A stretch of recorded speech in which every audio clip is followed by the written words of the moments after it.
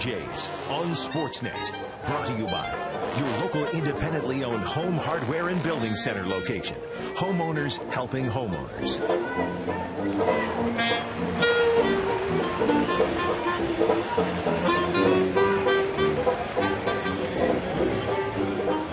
Big crowd here Saturday afternoon. It's a middle game of the 3-game set against the Boston Red Sox. It's Junior Jays Saturday, and that's always good for a great atmosphere here at Rogers Center. Kyle Drabek goes to the mound against Bobby Valentine's Boston Red Sox. Boston won the opener 7-2. And this is a very good hitting ball club. They're second in the American League in runs scored. Daniel Nava leads off for the 4th time this season. Mike Aviles is batting second. Adrian Gonzalez has loved hitting here at Rogers Center. A 400 batting average, 21 for 52. 9 double, 6 home runs, and 19 RBI. David Ortiz hit his 30th career home run here at Rogers Center last night. Saltalamacchia, Euclid Sweeney, Middlebrooks at third, and Nick Punto continues to replace Dustin Pedroia, who's battling a thumb injury. And it's Kyle Drabek with the good fortune of being able to face these hot Red Sox now. And Kyle trying to get back even to 500 with that 4-5 mark. His ERA jumped by more than a run and a quarter in that last start, a very rough one at the Texas Rangers, as he gave up 9 runs in 3 innings. Left-hand hitters have had a miserable time against Kyle. And, of course, the Red Sox have some big left-handed batters in their lineup. He's got to find a way to throw more strikes and get ahead in this ballgame. Kyle Drabek has utilized those marks on the mound all season long. He's had 2 side sessions since that last start in Texas, and he has gotten back to using those strings he used in spring training, trying to remind himself to stay on line and finish toward home plate, not spinning off toward the first base foul line. One thing you see with Kyle, though, is as he lands on that left foot, he is one of the many pitchers who has that tendency to fall on that first base side. He's working with Jeff Mathis today. Mathis' goal, as he told me before the game, was to get him in the strike zone early. So Daniel Nava, the red-hot left fielder, will step in. As we mentioned, he's leading off for the 4th time this season.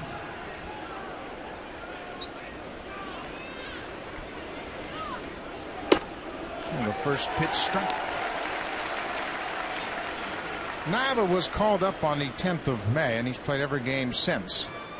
And he's responded very well. 314 average. He's collected 2 homers and 16 RBIs. 0-2. That's a changeup, and you see a lot of movement away from the left-hand hitter.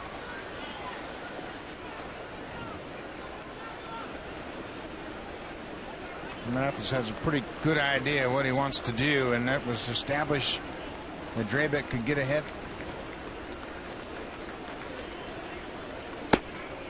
And sinking fastball missed down and away.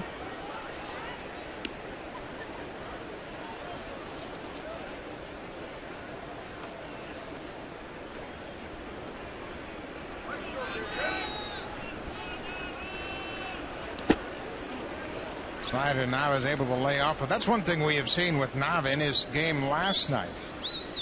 Nava had a career high 4 hits. He had 5 at bats. He saw 22 pitches in the game last night. Very patient hitter. And he's currently on a 5-game hit streak. Here's the 2-2. Popped up down the left field line. Already out. Rajay Davis calls for it, and it's a fair ball. 1 out. And our scouting report brought to you by Home Hardware, homeowners helping homeowners. On Kyle Drabek, you see a lot of fastballs right there. A variety. Sinkers, the 2-seamer, the 4-seamer, and the cutter. That cutter can be a big part of things when he's on with it. The changeup, as we saw in the first hitter of the ballgame, can be a very effective pitch. And that curveball is a put-away curveball when he throws it for a strike. Just like any pitcher, the key for Drabek today is to get ahead. Shortstop Mike Aviles. The cut fastball had missed downstairs. Venus was 1 for 4 in the game last night. He struck out twice in that game.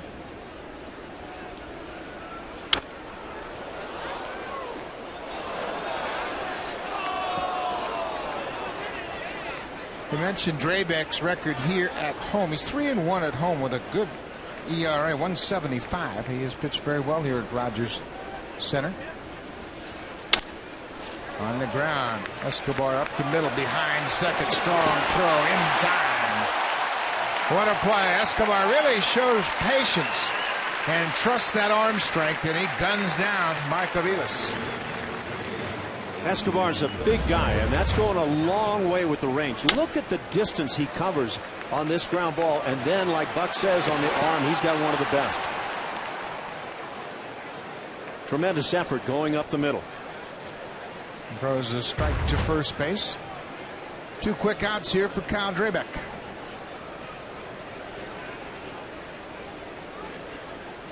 Adrian Gonzalez.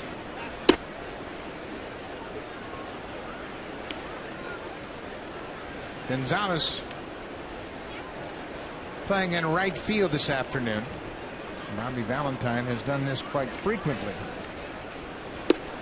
There's a good cut fastball, and that was the goal, to keep that cutter inside to left-handed hitters. I think one of the things we noticed with Adrian Gonzalez and David Ortiz last night, big left-handed bats, they love the ball out over the plate that they can drive the other way.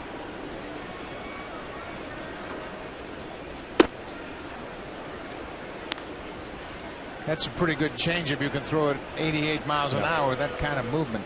Now, he doesn't have to bring down the mileage a whole lot, and hitters are still swinging at the fastball arm speed.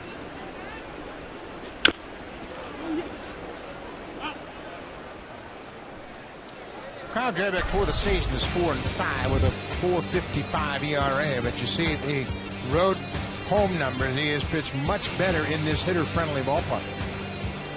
Pretty hard to explain because, like you say, this ballpark generally accused of favoring the hitters. 2 balls, 2 strikes, 2 outs. There's that effort to come right back in with just that tight little cutter. That's effectively done.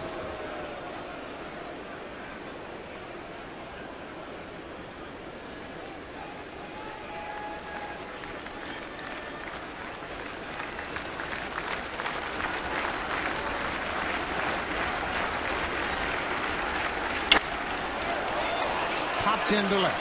Rajai Davis coming in. Gonzalez is retired. A quick 1-2-3 inning for Kyle Drabek. Blue Jays will counter with Kelly Johnson, Yunel Escobar, and Jose Bautista. Bottom of the first.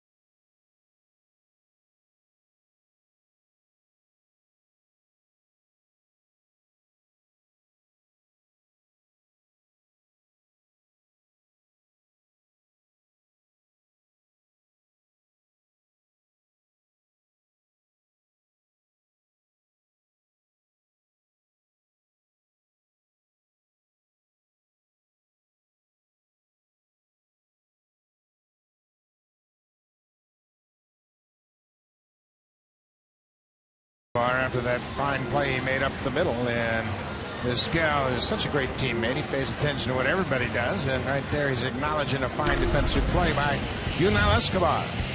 Take a look at the Blue Jays lineup. Kelly Johnson, Yunel Escobar, Jose Bautista, Edwin Encarnacion is at first base. Colby Rasmus on an 8-game hit streak, hitting .343.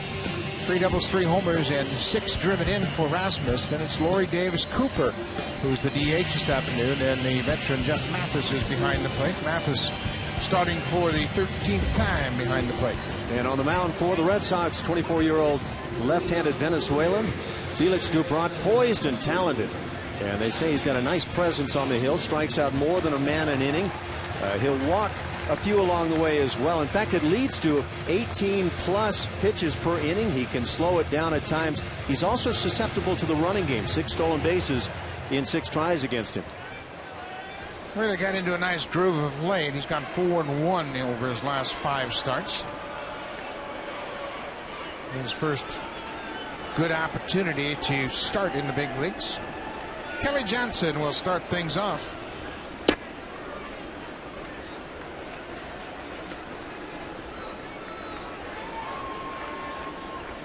Johnson 3 more strikeouts in last night's game.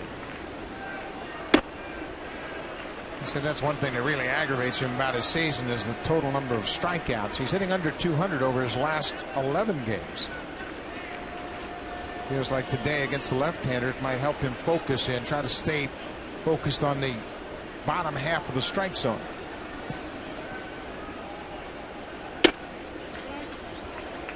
Three and 0. There's the control issue you were talking about.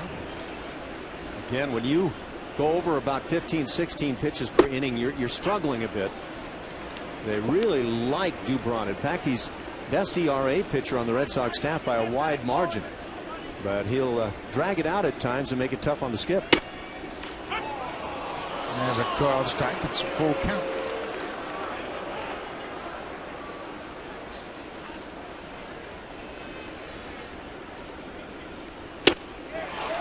Fastball, and Dubron came all the way back after a 3-0 count. That's the 60th strikeout for Dubron this season.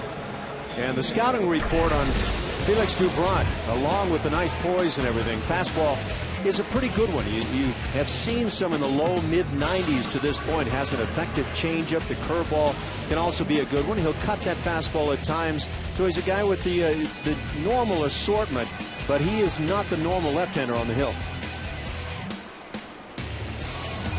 Never really phased him to fall behind Kelly Johnson. Came all the way back and got the strikeout. Yunel Escobar. That's the one down the stairs. Eventually getting Kelly Johnson on that high fastball you talked about.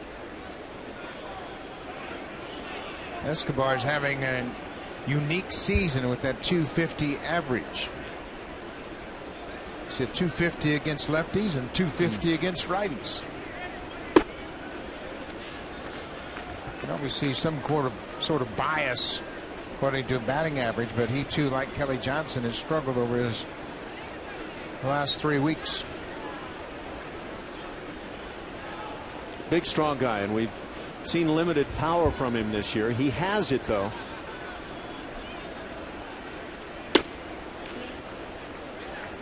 There's a 3-0 count. This is why that pitch count gets so high for Felix Dubron. Not been able to go 7 innings this season, although he's been over the 100 pitch count 5 times.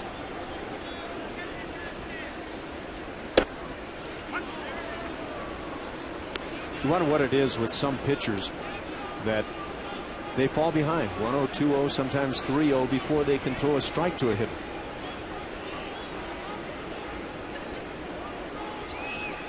Three-one pitch.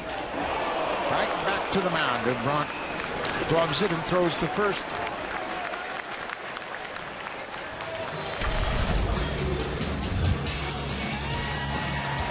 Felix Dubron, over his last 4 starts, he's a winner. Bottom line, very good ERA in that span, and you're allowing that batting average under 200. You know you're effective with your stuff. He again just trying to throw more strikes, but he'll strike out 10+ batters here in the recent starts.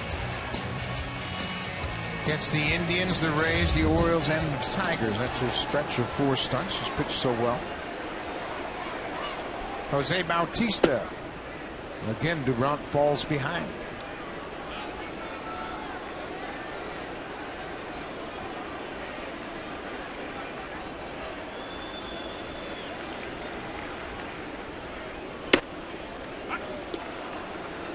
That's about the same pitch that Bautista, after having a long night last night, finally swung on and singled up the middle sharply late in the ball game.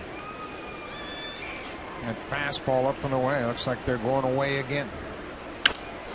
Same spot, foul back. I find it hard to believe that they want early in the count to come up in the strike zone to Jose Bautista. I can see coming up out of the strike zone late.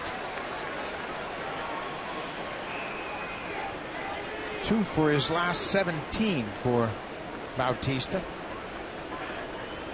Here's the 1-2. LeBron's got a little bit extra with that fastball, but he missed downstairs.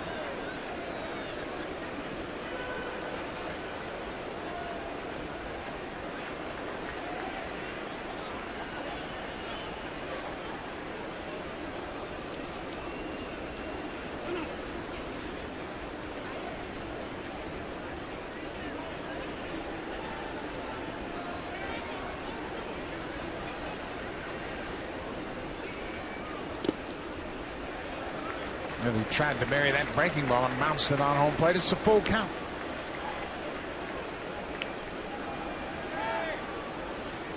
Right along the pattern that he's established, LeBron has thrown 16 pitches here in the first inning. He is certainly not one of those guys you accuse of getting the baseball and getting on the hill and ready to go. Broken bat, bounce to third. Will Middlebrooks, long throw in time.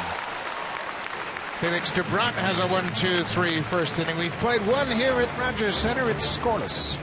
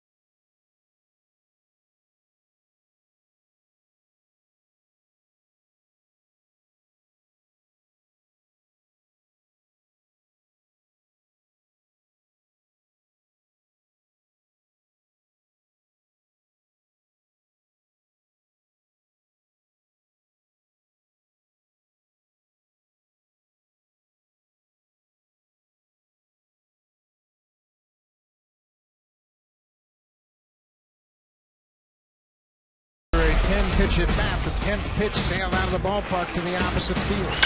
Out over the plate. That's exactly what Big Poppy's looking for a lot of the time as he hits it out the other way. So many of his lifetime home runs going that way, and that right after pounding one on the big toe on the right foot.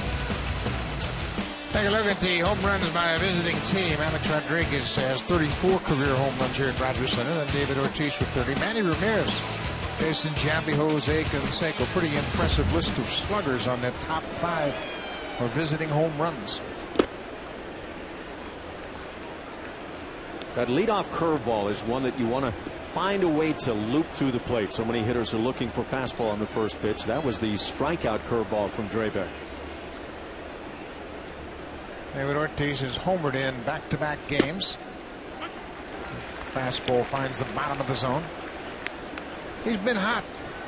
9 for 18 and 6 extra base hits.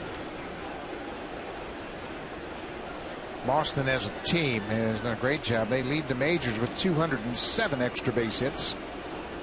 The ball was right in on his hands, and he still got the head out.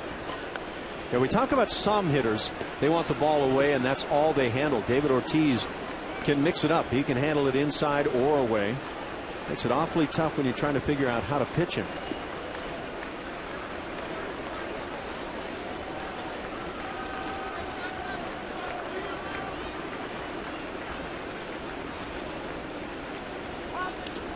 That curveball has bounced in the dirt, and there's that strikeout curveball you were talking about, but it was well in front of home plate. Give it a chance to look like a strike when it leaves your hand. That's when you get those little half swings. 2 balls, 2 strikes.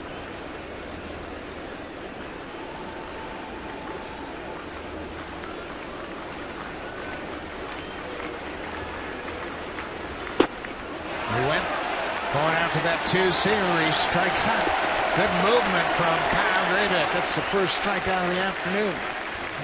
Kind of that same scenario where it leaves the hand of Drabek, appears to be in the strike zone, and then this great sinking action, diving away. It starts out about knee high and ends up almost in the dirt. Ortiz just couldn't check his swing.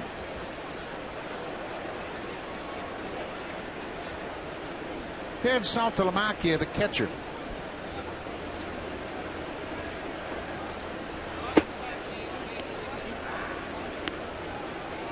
Saltalamacchia has done a good job taking over the everyday catching duties.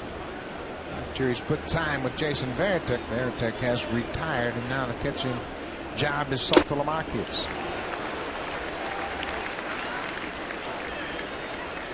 And he's responded very well. 14 RBI in his last 17 games.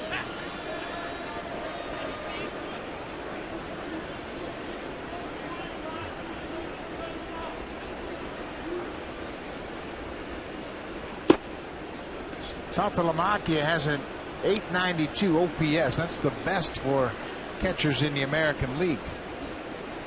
That's what you want from your catcher. You want production.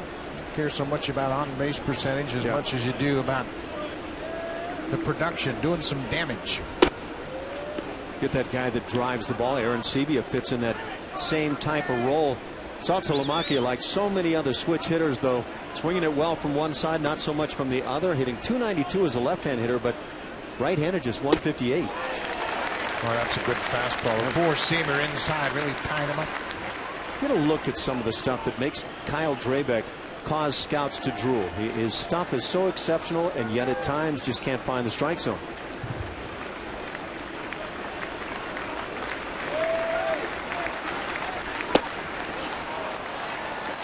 Saltalamacchia will take the walk. Comes with 1 out. When you look at the development of a young pitcher, you look for improvement, and he's certainly taken a step forward in several different categories. The ERA has improved. His whip has come down to 155. His walks marginally down. But look at the difference in the opponent's batting average. That just really reflects how good his stuff is. His stuff is all of that. In both seasons, he got off to nice quick starts and then kind of came off the rails a bit, but he's maintaining better here this year. Kevin Youkilis did not start in last night's game. He had the day off. Takes the first pitch straight. Bobby Valentine is shuffling the lineup. Youkilis is at first. That's pushed Adrian Gonzalez into right. Will Middlebrooks, the young third baseman, has really earned the right to play. He's provided some pop.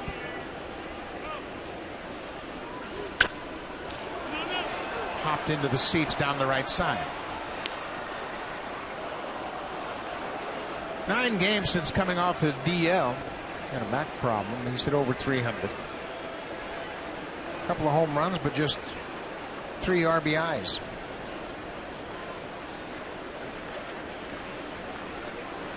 Youkilis in a hole, 0-2.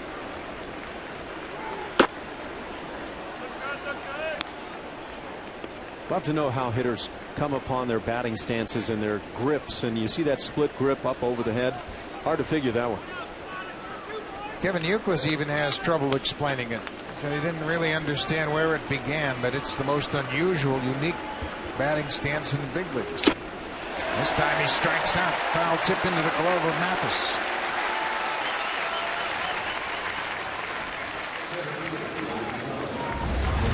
See a lot of guys who throw 93 miles an hour like this pitch, but the ball had life, just holding its ground as Youkilis continues to be under all the way. Ryan Sweeney starting in center field this afternoon with 2 down and a man at first.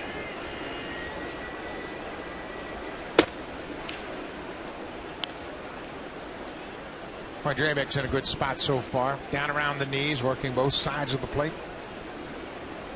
Yeah, this is about as sharp a start. First couple of innings as we've seen for a while, even with his wins.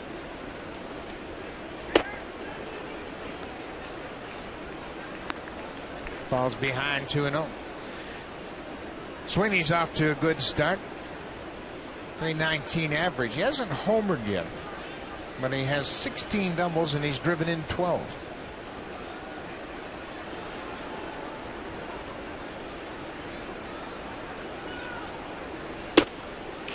Three and 0.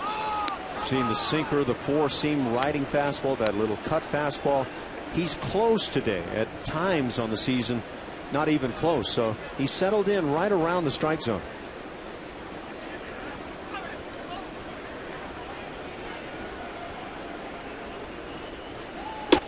That's a strike. Last time out against the Rangers, second inning really cost him 7 runs. He gave up 5 hits and walked 3 in that second inning. He lasted just 3 innings.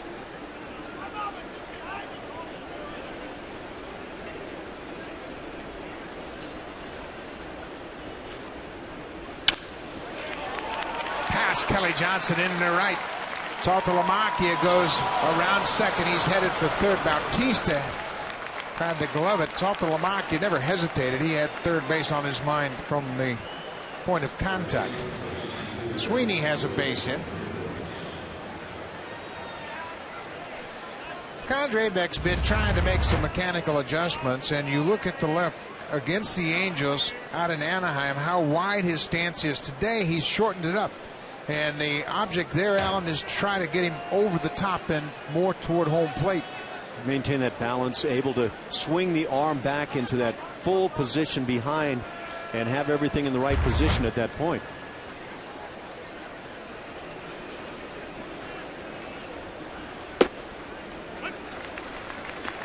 But Bruce Walton has tried to get Drabek to gather over the rubber before he goes home, and with that shorter, narrower stance, that'll keep him more balanced. Throws a first pitch strike to Will Middlebrooks.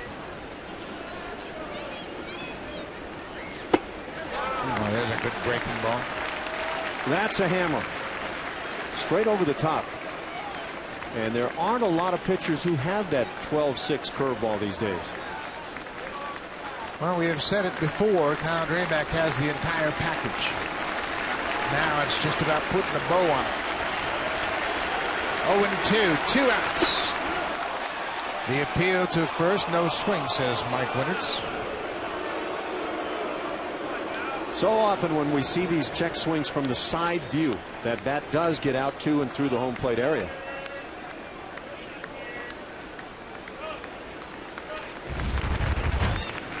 So let's make the decision. Did it? That was still angled back, and that usually is what will save a guy. Ball driven to right. Bautista back. It's over his head. Saltalamacchia comes in to score. Sweeney is stopped at third, and Middlebrooks has a long RBI single to right. I think that might have been a little bit of a respect single as well, with Jose Bautista picking it up. Do you want to try to take a chance? Well, you come so close, Kyle Drabek, with that check swing. It's ruled no swing, and then it results in an RBI base hit. Do you mess with this guy? I think most guys would say don't even try. Bautista picked up a couple of outfield assists in last night's game. He threw out Nick Punto with a terrific throw in the ninth inning. Well, Middlebrooks delivers. Sweeney is at third. Nick Punto, the number 9 hitter. Shows bunt, pulls the bat back.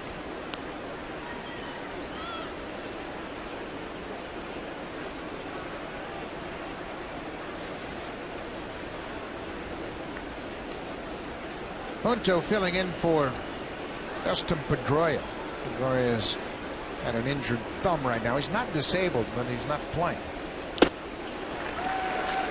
Pedroia hopes to get back next week.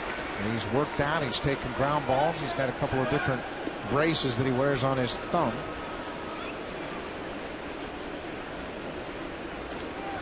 You can see him exercising that right thumb.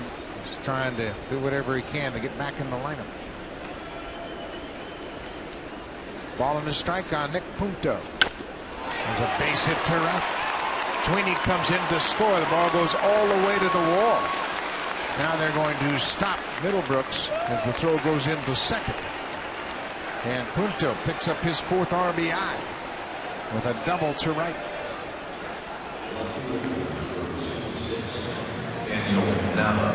These are not cheapies, and Bruce Walton wants to make sure they get things straightened out before it gets really ugly like that last start against Texas. Well, we mentioned this is an extra base hitting ball club, and they came into this game with 137 doubles. That's the most in the majors, and Punto picks up his 2nd double of the season. Middlebrooks at 3rd, Punto at 2nd. So a short visit to the mound. 2-0 Boston.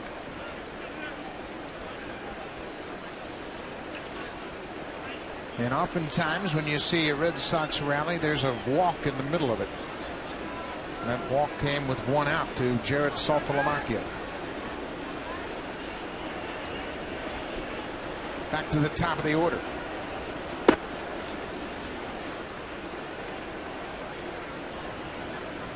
There's a very potent lineup. Extra base hits. The Red Sox now with 208. Look at the gap between them and the Texas Rangers. And we all know what a good hitting ball club the Rangers have. Then the Yankees, the Orioles, and the Royals. Leaders in extra base hits. Those top 2 teams you saw there in reverse order, the top run scoring teams in the American League, and no surprise there. Boy, doubles will just wear you out. And that's what the Red Sox have done. They keep the pressure on the pitcher.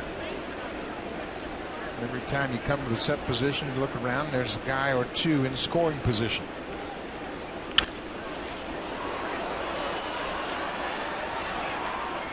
Daniel Nava, a really interesting study. He's a guy that was actually taken off the 40-man roster last May. Not unlike what happened to Adam Lind. But he never had the success that Lind has had in the past. And he was a non-drafted player out of college. And just had the will and the desire to keep working at it. 2-1. Drilled to center field. Rasmus back there, and the ball was knuckling on him, and he drops the ball. Nava hit that ball so squarely that it looked like a knuckleball all the way out to center field.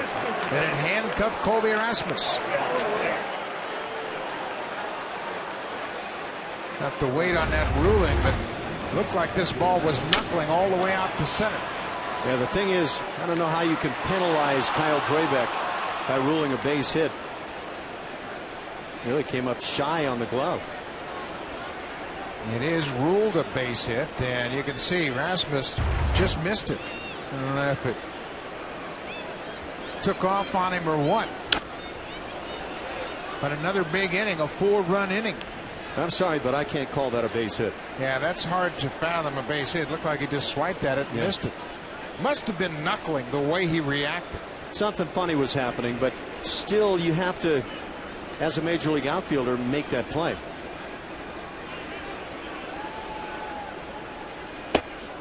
Punto cuts on it and misses. It's 0-2.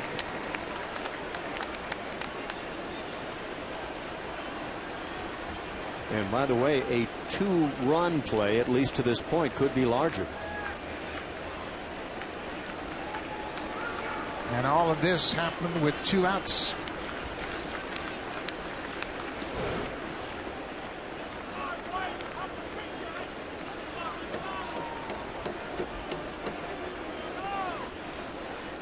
Oh, 0-2. Nava at first. Ball in the dirt, blocked by Mathis. Yeah, I agree with you. Colby Rasmus got to that ball in pretty good shape. Looked like he was going to make the catch, but when he reached for it, looked like it just fooled him, whether it was knuckling. Obviously, we can't tell from here, but something caused him to miss it. But you're right. We have seen him make similar plays all season long. As ruled right now, Kyle Drabek pays the price. Aviles strikes out. The Red Sox send 8 men to the plate. A 4-run inning. The Red Sox with a comfortable lead. Encarnacion, Rasmus, and Laurie trying to dig out of an early hole.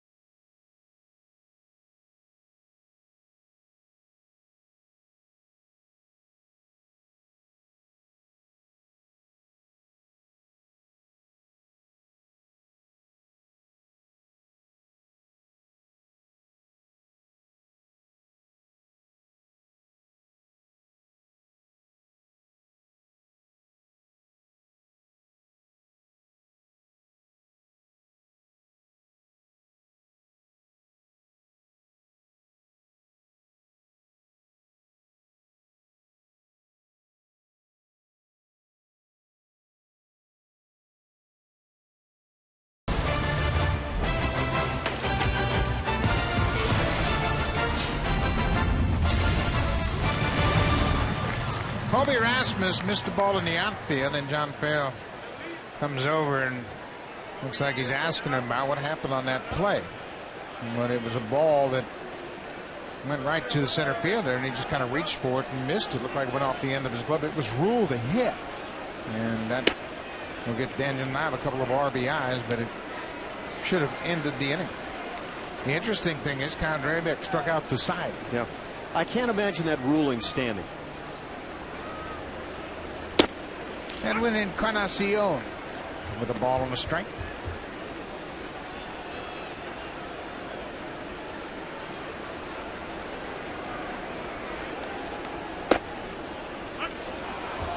Breaking ball catches the inside corner.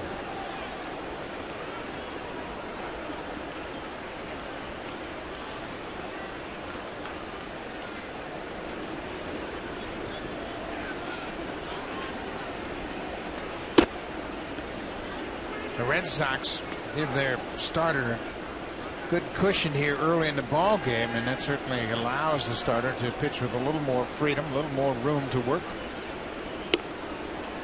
Full count. Well, it looks like Duprat's going to take his full count into just about every hitter anyway. Sooner or later, that will catch up to you.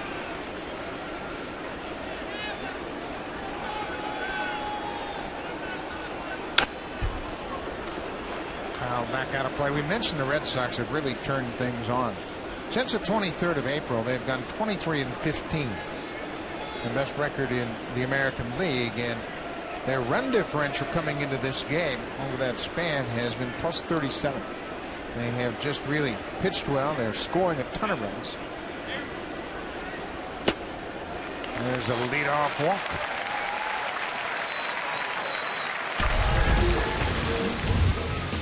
Take a look at the pitching, how it has come on here since May 10th. They were 12-19, and their ERA was almost 5.30, and they have improved dramatically. Once again, it's pitching that turns any ball club around. So you kind of take for granted the offense of the Boston Red Sox, and you can pitch at about a 3.5 ERA and win the majority of your ball games because they'll consistently score their 5+. Colby Rasmus now with Encarnacion at first. Shatters his bat, and the barrel sails over Euclid at first. Bat split all the way down the length of the bat. The big end, the barrel going all the way over the first baseman's head. The part of the bat that remains in Colby Rasmus's hands will make a heck of a wiffle ball bat. Let's make this play. Well, maybe not. Oh, that's a wicked piece of lumber. Encarnacion with the leadoff walk. Blue Jays would love to get something back here early.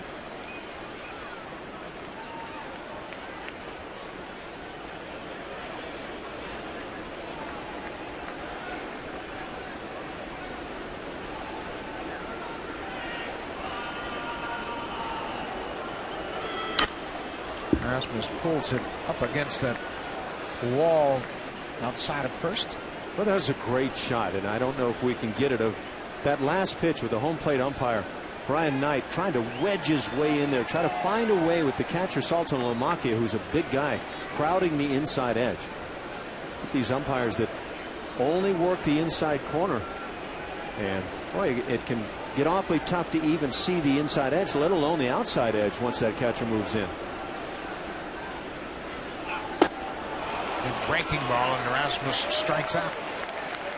Second strikeout for Dubron.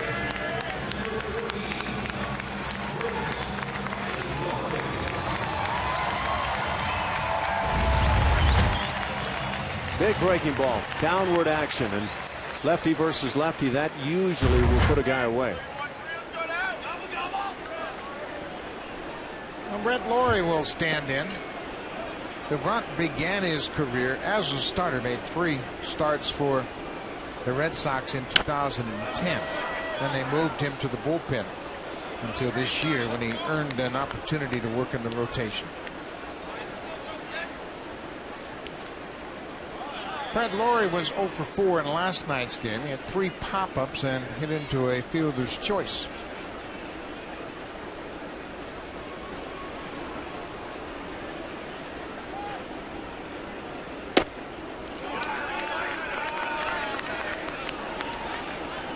Well, DeBrant kind of lulls you to sleep with as many pitches as he throws at the plate. You really got to stay focused. The last pitch very close, and if you can paint it around the edges, around the knees, that close consistently, that's when you start finding the guys that are hugely successful. There goes Encarnacion. The ball is fouled off. John Farrell trying to get something going. How about the way Edwin has run this year as a base stealer and as a guy going from home to first base? Very surprising when you consider the way he ran the last few years. He came into camp in great shape. He has 6 steals in 7 attempts. He's been one of the best base runners they've had, going first to third and scoring from second. He actually beat out a ground ball hit to shortstop a few nights ago, something I never thought I would see with Encarnacion.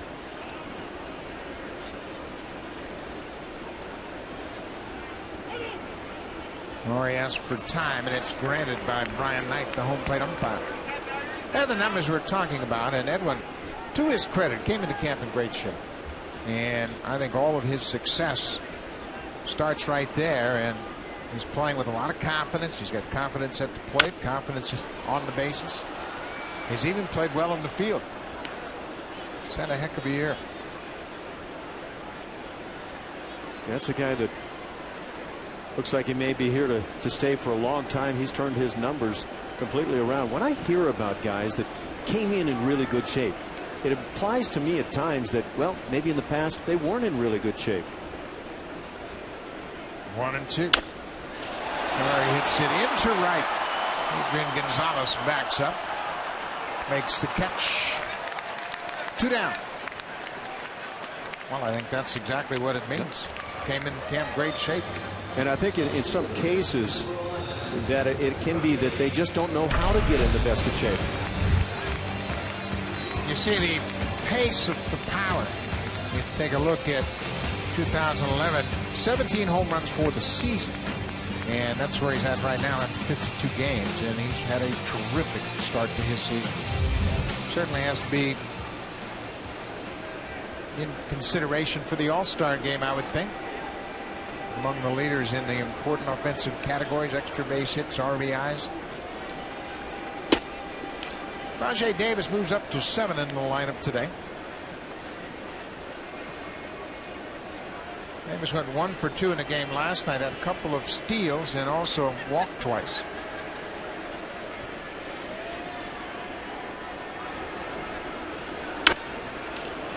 Another pop-up down the right side. Adrian Gonzalez over near the foul line and makes the catch, and DeBrant is able to pitch around the leadoff walk. We've played 2 here at Rogers Center. It's 4-0 Red Sox.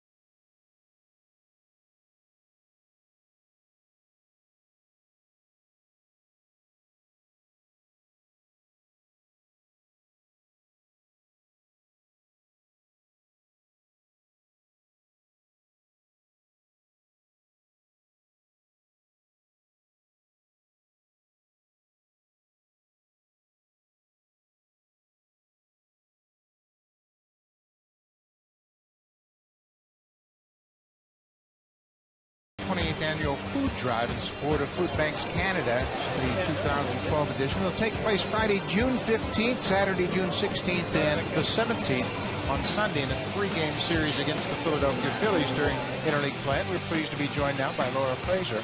And Laura, the Lady Jays do a great job with this. I know it's very important to you, especially because you grew up here and this is your hometown and you can make a big impact. Tell us about the food drive. Like you said, it's the weekend of the Phillies series, June 15th to 17th. Last year, definitely the last couple years, I don't think we did it on the Friday, so we're back doing it on Friday this year. It starts when gates open, so 5:30 on Friday, and then 11 on Saturday and Sunday till first pitch of the game. We're going to be out there along with some volunteers from Food Banks Canada collecting food and monetary donations. Now, what type of food is the best for the fans to bring? Non-perishable, any non-perishable goods. Peanut butter, soups, canned food, baby formula, surprisingly enough, is a big one. Really? Yes. What do you find to be the most gratifying part of this whole endeavor? I think this is just something, this is our 28th year doing it now. It is very near and dear to all of our hearts, mine especially being from Toronto, but it's, I think, probably the biggest thing that we do each year, and 900,000 Canadians turn to Food Banks Canada every month. So it's definitely something that we can help make an impact on, and it's sad to say, but recently about 55% of the food banks have had to cut back on the food that they're providing to individuals seeking their help. So it's a really great cause, and it's something that we can help them and maybe bring some food in, and so they won't have to have those cutbacks that they've been facing. Well, it's a great opportunity. You come to the ball game to see the Philadelphia Phillies, and you can do some good. Now, tell me, the Lady Jays will be at the gates to help accept the donations and the food? Yes, gates 3, 5, 10, and 13. And you'll all have the jerseys on for your spouses? Yes, we will be sporting our jerseys. Depending on how they've done recently, right? Right, yeah, right. Yeah. Now, it's a good event, and I know the ladies always want to get involved because, you know, the husbands get so much attention, but you two support an awful lot, and both Alan and I understand how valuable the wives are to all these ball players, taking care of the normal life situations. Well, thank you. We think so. I think so. No. Oh, I know so. We like to get out there in the community and do as much as we can. I mean, this is home for us for 6 months, and I mean, for Jay and I, this is home. I mean, we lived here year-round for probably 5 years, and so this has a special place in our hearts. I'm from here, my family's from here, and this is the only ball club that represents Canada, so we want to be able to do as much as we can, and that's why we've expanded from just Food Banks in Toronto to Food Banks Canada, so we can help everyone kind of across the country. It's obviously a great effort, and I have to ask you, how pleased are you to be back involved this year? Oh my goodness, I am beyond thrilled. Beyond thrilled. Don't get me wrong, the 2 months that we spent in Chicago were fantastic. We grew to love it. We are spoiled little brats. I mean, we got to be here with my family for all these years in a city that we love, and Jay's from Chicago, so we got to go there and we had a wonderful time, but I haven't smiled so much, I think, when we found out he was traded back, so we're thrilled, beyond thrilled. And talk about some of the new Lady Jays that come in for the first time. How are they fitting into this community? Because it can be an adjustment coming across the border for the first time. I think you hit the nail on the head. I think when girls find out they're coming to Toronto, it's hard. Like, when Jay and I first started dating and when we got married and I went to the States, I was like, what is this? I mean, it sounds silly. We're just south of or north of the border, but it can be an adjustment. The whole customs, and when you have children and traveling with them, which we know, having our son going to a different country now, it can be difficult. It can be daunting, but we've got a great group of girls here that I think are very welcoming, especially the ones that have been here for a number of years. And, you know, you kind of lean on each other because you're all in the same situation. So you help each other out. How much involvement out of the guys do you get with what you've got going on with the food drive?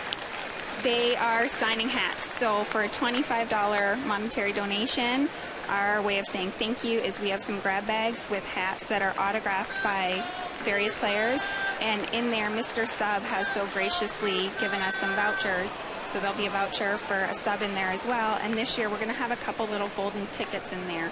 So you could potentially get yourself a pair of tickets to a future game or the ability to come down, watch batting practice, and meet one of the guys. That's awesome. That's a great opportunity. And for just making a donation of money or food. And Laura Fraser, thank you so much, and good luck, and I hope you have a big turnout. Thank you. Thank you. That's the Lady Jays Food Drive, June 15th, 16th, and 17th.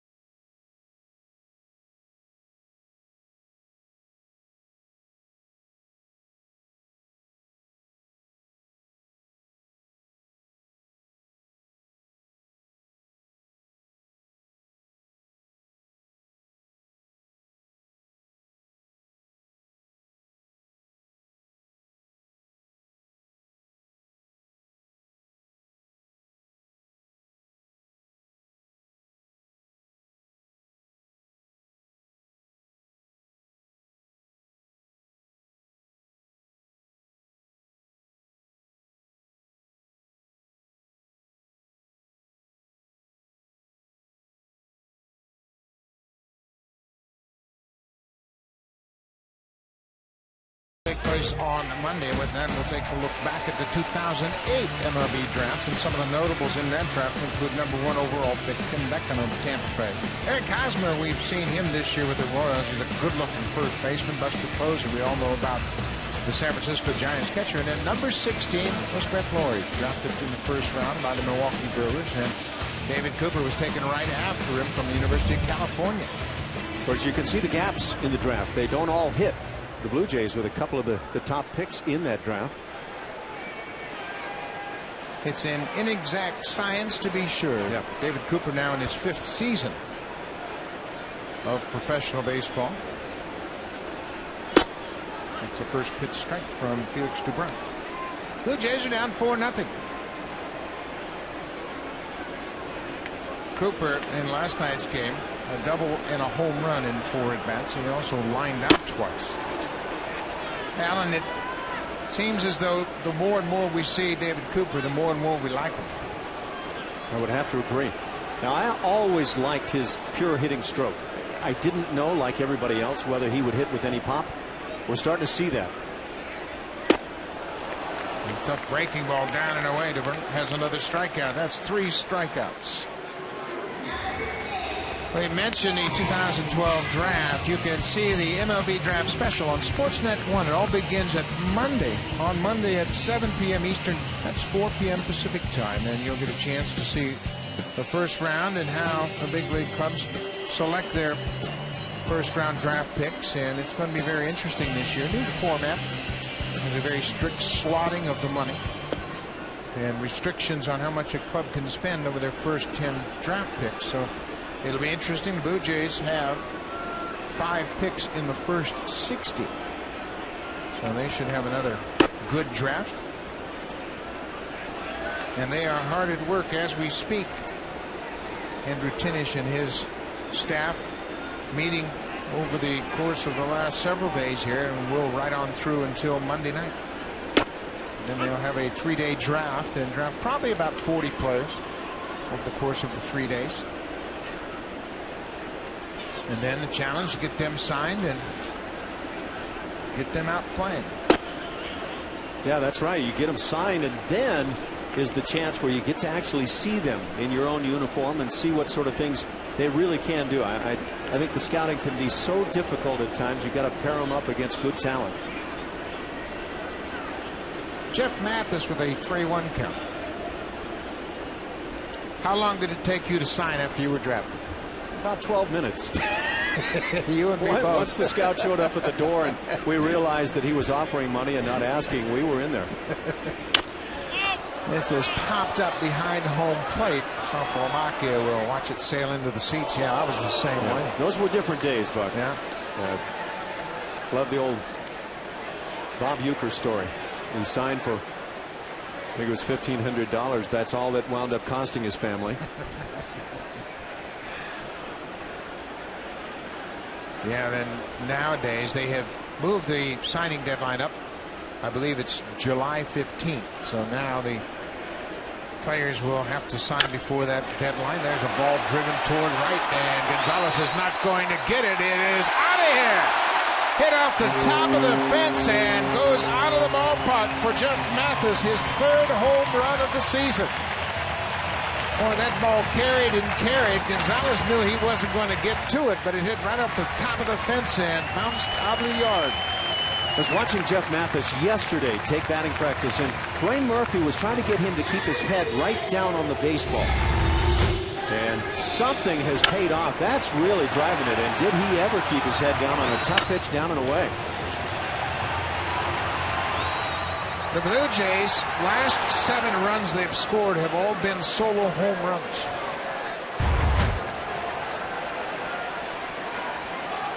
Top of the order, DeGrom pushes Kelly Johnson back with an inside fastball. Mathis, his 3rd home run, an opposite field shot, and the Blue Jays are on the board.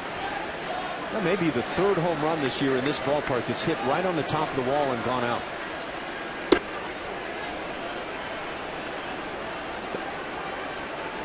I think we had a couple over in left center that hit almost in the same spot. In one ball game, were they not? Or very close proximity. Ball on the strike. Kelly Johnson rips one to right.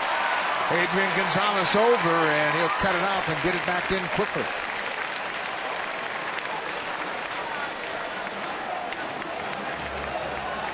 Kelly Johnson talked about focusing on down in the zone, and that's exactly what he gets here. And Kelly offered on a high fastball the first time. That's staying back very nice and staying in there against the left-hander.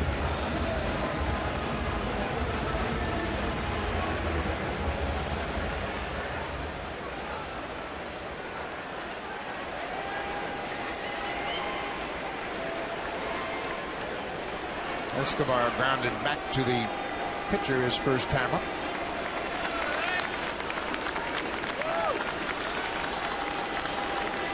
Mathis's home run has stirred the crowd here at Rogers Center.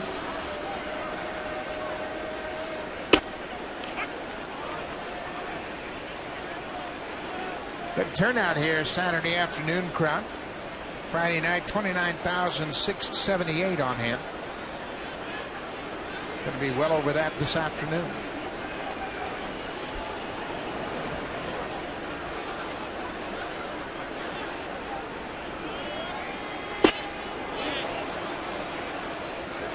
Mike Winters said that Escobar went around. So 0-2.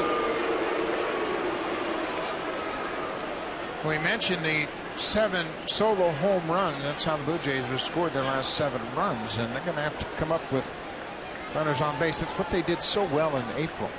Hit with runners on base. It's fallen off through the month of May and now into June. Led back in that first month around the major leagues and hitting with runners in scoring position. Of course, that tends to balance out. There's a drive towards center. That'll get down in front of Sweeney. Kelly Johnson will stop at second, and the table is set for Jose Bautista. Starting to square some balls up on Felix Dubron.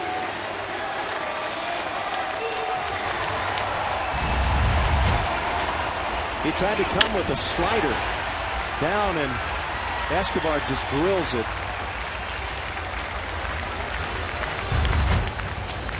Well, Bautista grounded to third. That ended the first inning.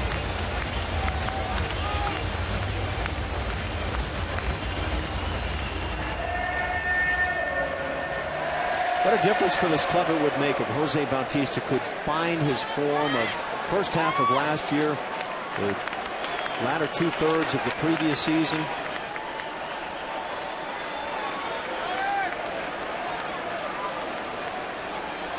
First and second, 1 out.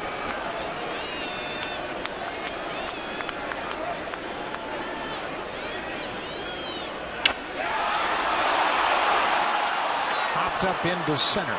Now Sweeney backing up a few steps, and Bautista is retired.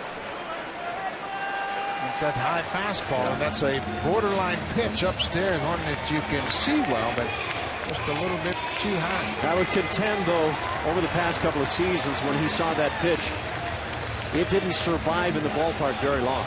And he's just been under at times this year, out in front a bit.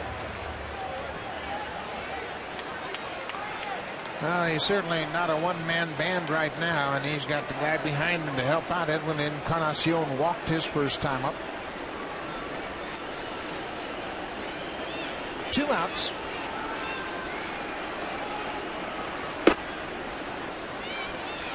Big difference, by his own admission, has been Encarnacion's patience. Much more selective, much more confident that he just needs to get a pitch he can drive. I think that happens a lot of times when you're just seeing the ball better. You react better to all pitches that come your way.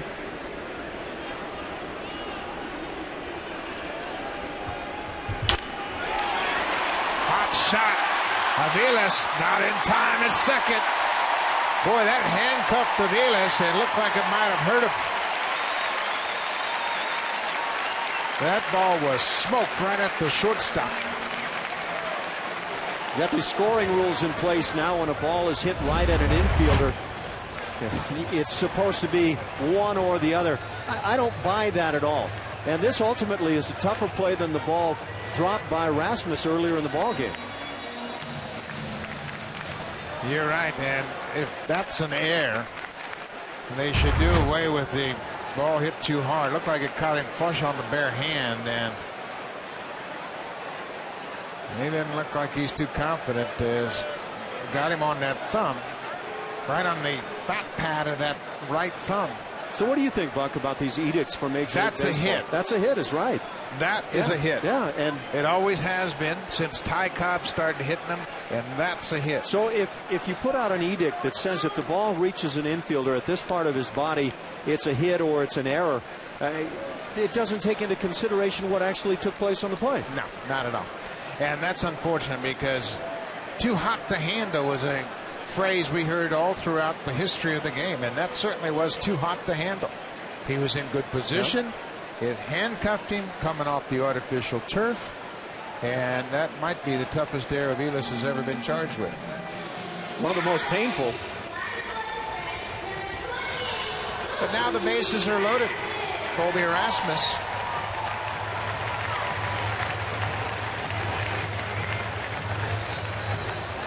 And if anything today, the home team has gotten punished in terms of the official scoring. Graybeck was charged with a hit and gave up 2 more earned runs. And Encarnacion loses a base hit on that. E6.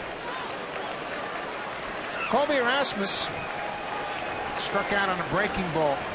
His first time up.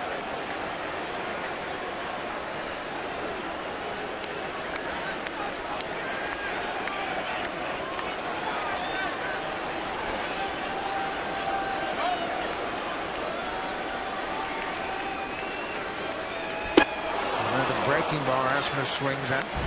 Probably Valentine went out to check on Mike Aviles, and he just had a little chat there as he walks back on the mound. And the home plate umpire, Brian Knight. This could be characterized as a visit to the mound. That has to be a visit in my book. Yep. In fact, I've seen plays where managers walked by the mound and said something to their pitcher, and they got judged to have a visit. This is popped up. Middlebrooks waits on it, and the Red Sox get out of a tough jam. They get a run on the Jeff Mathis home run, but the Blue Jays leave the bases loaded.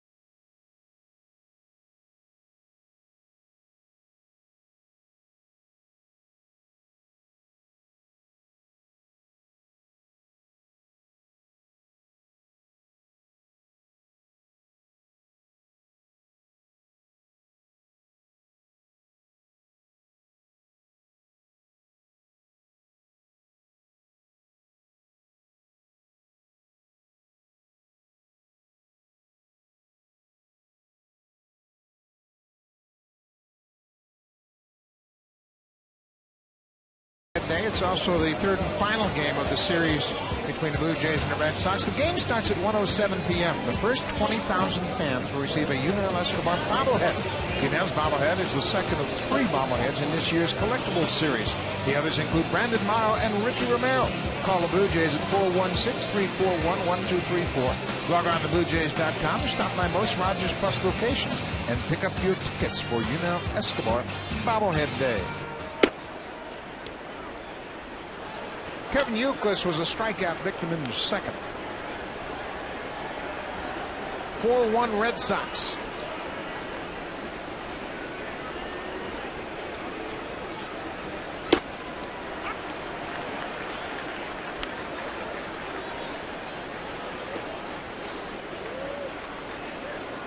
Mentioned Drabek this year has pitched very well against the East. He has a 4-1 record coming into this game.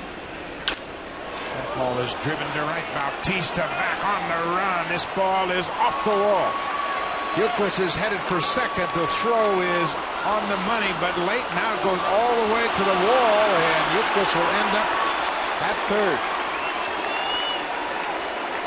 Yeah, this is really sad because this is a heck of a throw from Bautista in right field. He'll likely get charged with the error. Nobody backing up the throw on the play. As if, well, let's go ahead and take a peek and see what goes on. Everybody has some place to be. And Drabek kind of got into no man's land. It's another strong throw. Watch how well he plays this off the wall. Just perfectly done. Now, the throw doesn't, land there in the air, nor does it one-hop beautifully, but Brett Lawrie, quite frankly, should be backing up that throw. Just be behind the line. Yeah, there's no reason to stay at the bag. You've got to line yourself up with that throw. And if it gets away from the shortstop, you're going to be there, and there's no way for the runner to advance from second to third, but it is an air charge to Bautista. Infield is halfway. And I'll give you even further on this throw. Yunel Escobar can either back up, he can see the play coming, he's not going to have the play, or go out to catch it on the fly. So on 2 parts, you're really not functioning the way you should for the Blue Jays. And neither of those parts is Jose Bautista. Now, his throw was perfect. Right on the money. He picks up his second error of the season. 2-1 to Ryan Sweeney. Now it's 3-1. I'm guessing we just had a quick peek of John Farrell that he's wondering what in the world's going on out here today.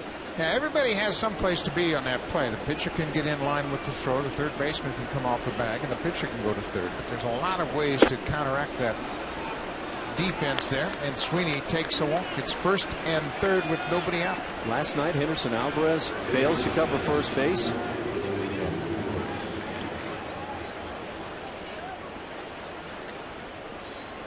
Let's take a look at this play again as the bullpen will start to work. And the throw, watch Drabek here. He's going to watch the ball. It goes over Bautista's head. Now, once that ball is off the wall, he's got to get in position. But you've got to find a position and get yourself going. By the time he reacted, the ball was past him. Look, you're always trying to be ahead of the play if you're a pitcher in the backup scenario. So you're backing up third. Should be back there where if your third baseman somehow doesn't take the ball, then you're there to make it. It's just a backup scenario, and the Blue Jays failed all around. Yeah, you go on a play like that, it's a double for sure. If the throw gets away, there's a chance the runner would go to third. So the pitcher has to back up third. Hot shot to short, second for 1, back to first, double play. Youkilis will come in on the play, but the Blue Jays get 2 outs. Give up a run, but get 2 outs.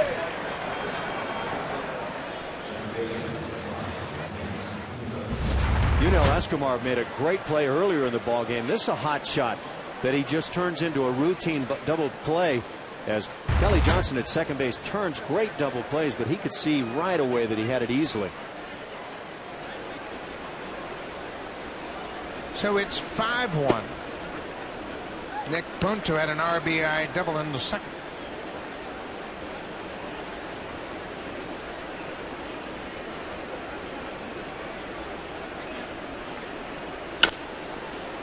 Bouncing ball. Kelly Johnson comes after it to first in time. The inning is over. For the Red Sox on a double Score on a double play. They take a 5-1 lead.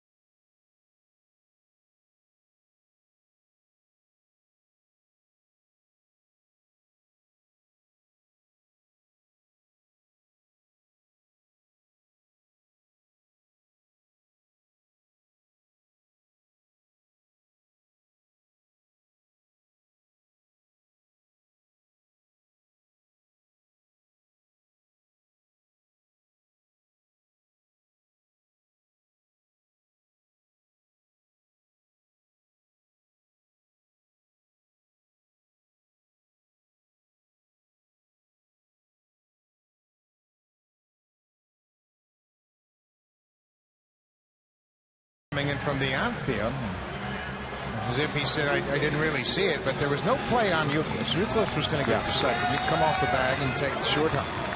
And Escobar kind of explaining his situation to Bautista, and then the ball went all the way past second. Yeah, on the fault list, you can start with Escobar, go to Laurie, and go to Kyle Drabek, all three, but not Jose Bautista. And he's the one that gets the error. Blue Jays still playing catch-up. Brett Laurie will start things off. He looks at an outside breaking ball for a ball.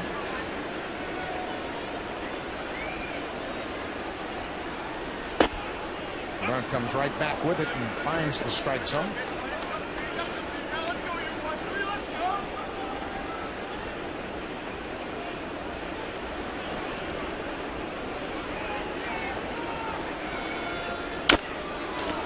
Foul outside of third. This is the second start DeBron's made against the Blue Jays. He also started here back in April. Ended up with a no decision. Pitched 5 innings, allowed 2 runs, gave up 4 hits, and struck out 6.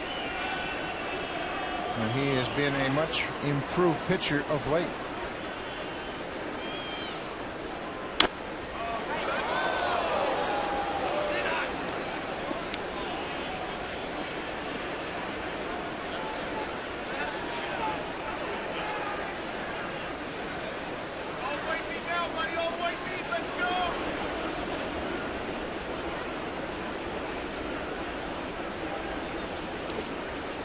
Breaking ball bounced in the dirt. It's 2-2.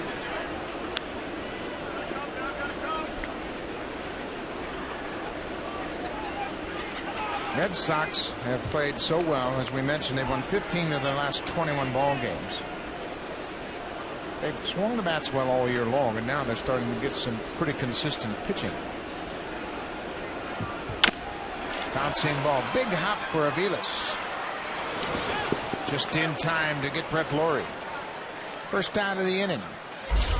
Now it's time for the Blue Jays Farm Report. We'll go down to AAA, and look who played left field last night. Anthony Gose, who's been the center fielder all season long, went 4 for 5 playing in left field and has a 16-game hit streak.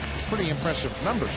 464 during the streak. He also leads the Pacific Coast League with 24 stolen bases. He's a complete player, and interesting, they played him in left last night. Guy that has a tremendous throwing arm. Left field is not where you generally put that great throwing arm, but just maybe a setup for the big leagues.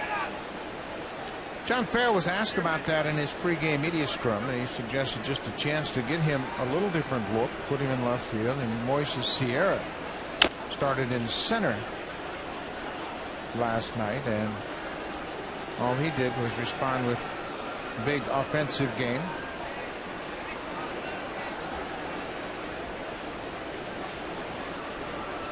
Farrell is obviously asked about the farm system all season long. There's a big fastball. He racks up another strikeout. He gets Rajay Davis. There's 4 strikeouts now for the Red Sox left-hander. In terms of velocity, this is not blow-away stuff. Pretty good strikeout location, but Blue Jays hitters just not getting on Dubron, and he's been good against the league. We mentioned Moises Sierra played in center last night. He had 3 home runs in that game, and he now has 9 for the season. That's a great way to get ahead on hitters. When you can bend that get me over breaking ball, whether it's a curve or slider or something in between.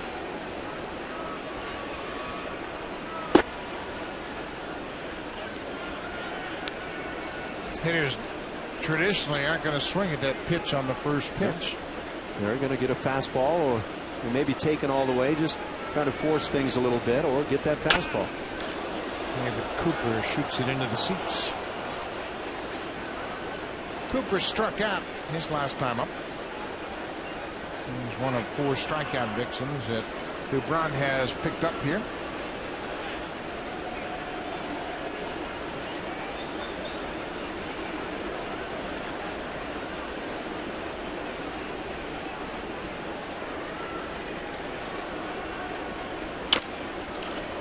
Bounced off the glove of Dubron. He bobbles it the second time.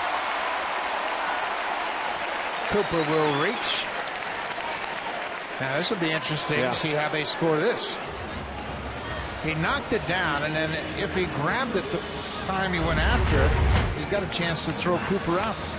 You know, because he doesn't have the ability to come up with it cleanly in the first place, this becomes a base hit because he's rushing, trying to come up with the play, maybe not realizing that David Cooper doesn't run all that well.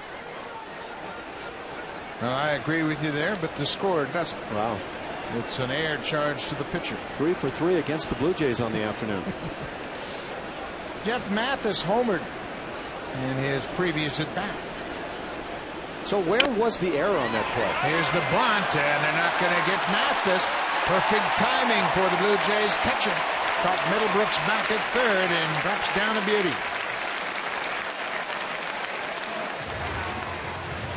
What a valuable player Jeff Mathis could be, as good a catcher as he is. Offense starting to come alive, and this is just an intelligent play, trying to provide a chance for the top of the order. He actually comes running out of that box pretty well. He's been an effective base runner at times for the Blue Jays. So it's first and second with 2 outs. Back to the top of the order, Kelly Johnson, a lefty hitter against the lefty offering of Felix Dubron, but Johnson had a sharp single to right his last time up.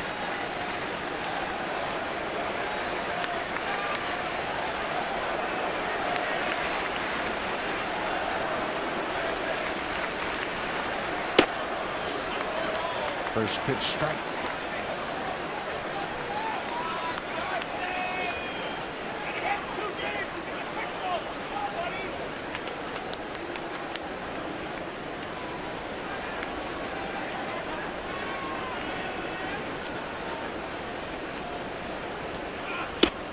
Breaking ball upstairs. The Red Sox came into this game having committed just 25 errors.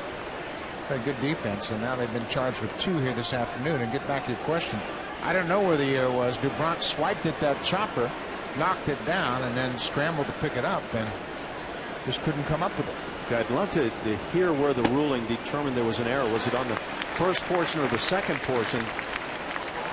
In either case, difficult. So we mentioned a big crowd on hand here at Rogers Center this afternoon. Anxious to see the Blue Jays get back in this game. They trail by 4.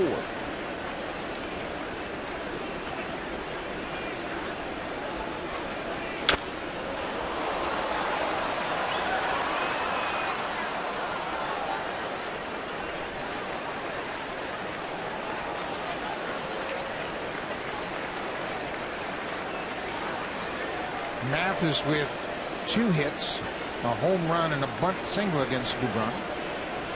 Cooper at second, reached on the air by the pitcher.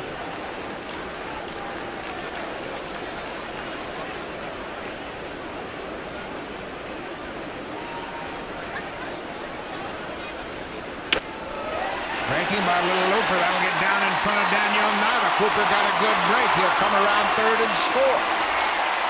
Kelly Johnson delivers the RBI single with 2 outs. It's a 5-2 game.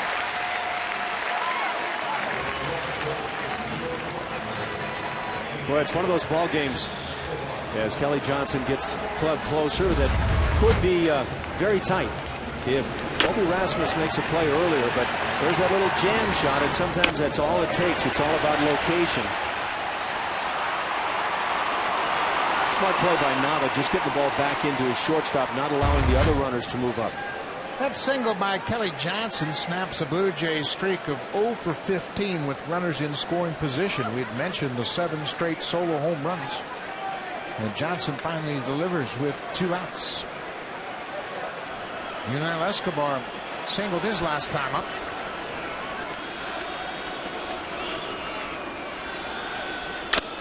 Bouncing ball. Aviles behind second. Tosses to second for the force out. The inning is over. But the Blue Jays chip away. Kelly Johnson picking up the RBI. Now it's time for a Blue Jays Central update. Here's Jamie Campbell and Greg Zahn in the Blackberry Broadcast Studio.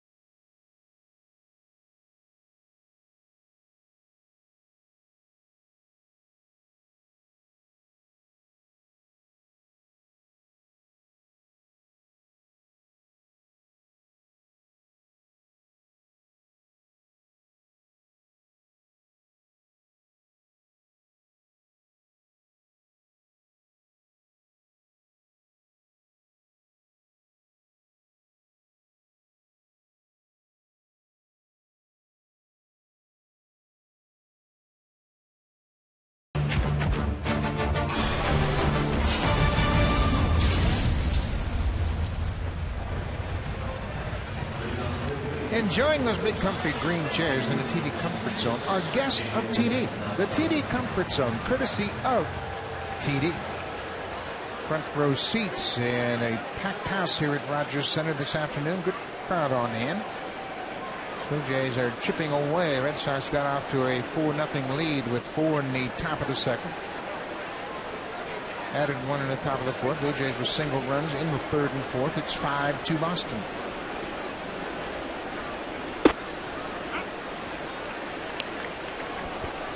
Daniel Nava picked up 2 gift RBI back in the second. It was a line drive to center, ruled a base hit, went off the glove of Colby Rasmus with 2 outs.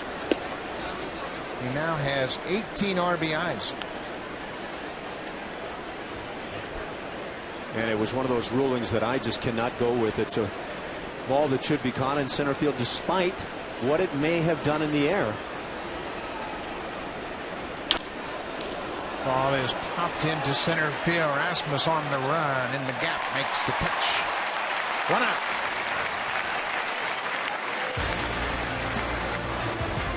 Save during the Beauty Tone paint sale only at Home Hardware and Building Center locations. Homeowners helping homeowners.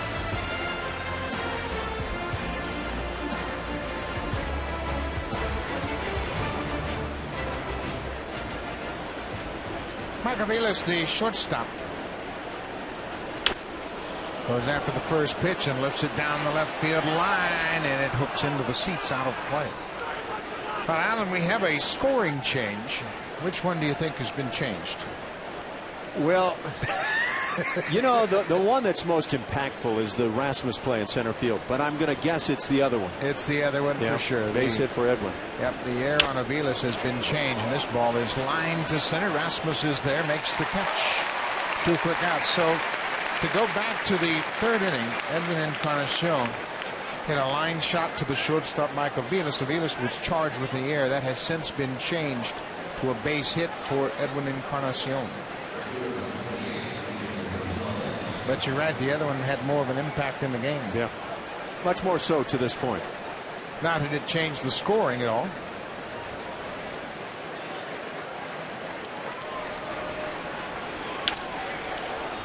There's a drive to left. Davis back quickly and makes the catch on the warning track.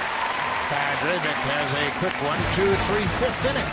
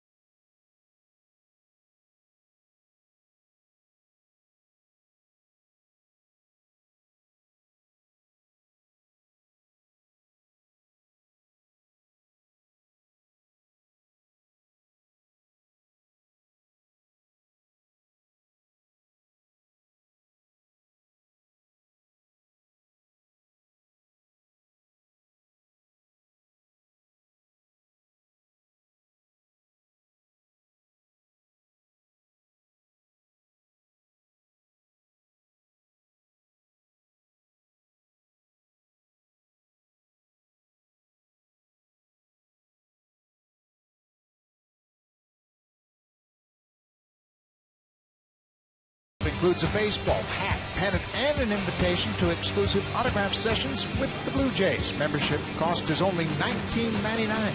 BlueJays.com/kids for more information, or you can call the Blue Jays at 416-341-1750. The next Junior Jays Saturday, June 16th. And the Blue Jays take on the Phillies, presented by Boston Pizza.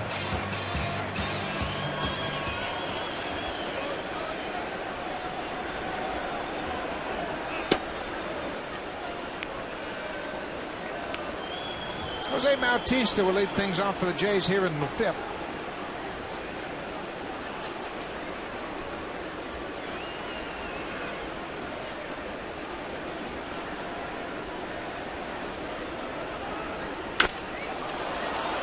Pops this one back out of play over the Blue Jays dugout.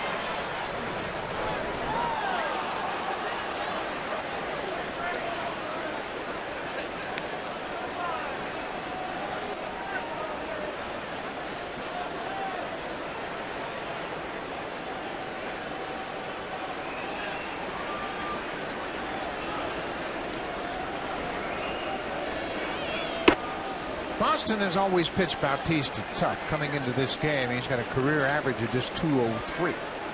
But he's done some damage. He's hit 16 home runs against the Red Sox.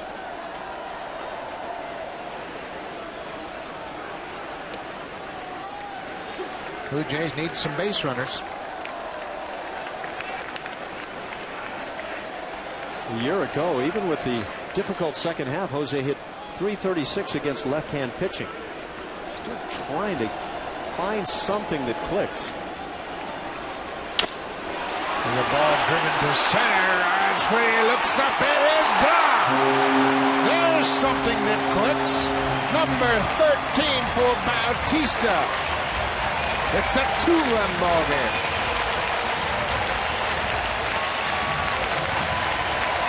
That's a great sight.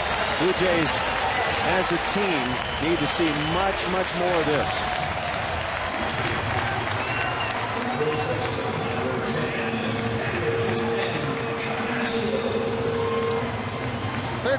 homer of the season. He's now driven in 33.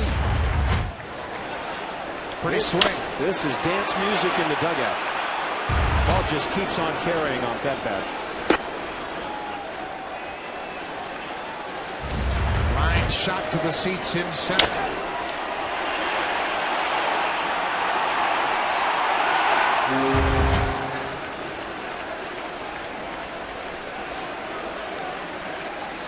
Well, that's going through his head. That's what he's looking for sure. Trying to figure out, has he figured it out? Every at-bat's the challenge. Breaking ball in there. It's 0-2. Of course, the honest truth about this game is once you think you figured it out, you're in big trouble. Yep. They're always constantly making adjustments. Jose knows that. Yeah. But you look at his production and just creeping up. Outside, 1-2.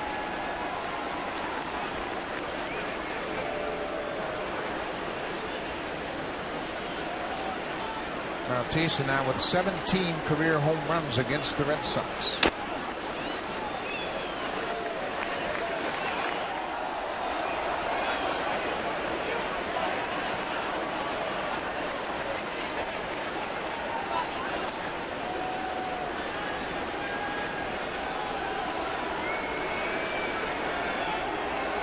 Encarnacion had his air in the third change to a base hit. He's 0 for 1 with a walk, and this time he strikes out. Good fastball from DeBront right on the inside corner.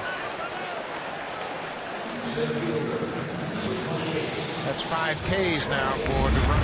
Haven't been a whole lot of these fastballs thrown by Edwin this year. He had the huge swing.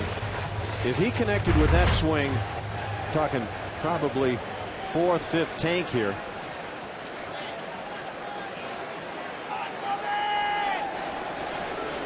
Colby Rasmus.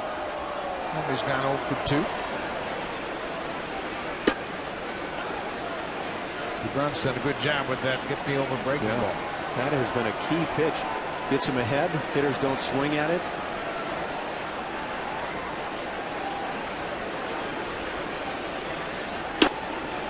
Right back with it again. Pitching coaches talk about first pitch strikes. That doesn't necessarily mean you have to throw a fastball that the hitters are looking for. And by the way, you look around Major League Baseball and the stats, first pitches are hit for a very lofty average because of the number of fastballs in that scenario.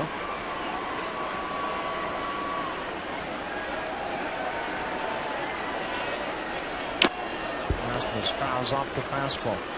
That average is really interesting because first pitch average, obviously hitters are very selective. They're not swinging at a lot of first pitches, so they're generally hitting for a higher average because they're swinging at pitches they want. And that's why that get me over curveball is so effective. Well, and among those pitches they want, I would say most hitters are looking for a fastball. This is popped into center. Sweeney had a late break, but has plenty of time, and that's the second out of the inning.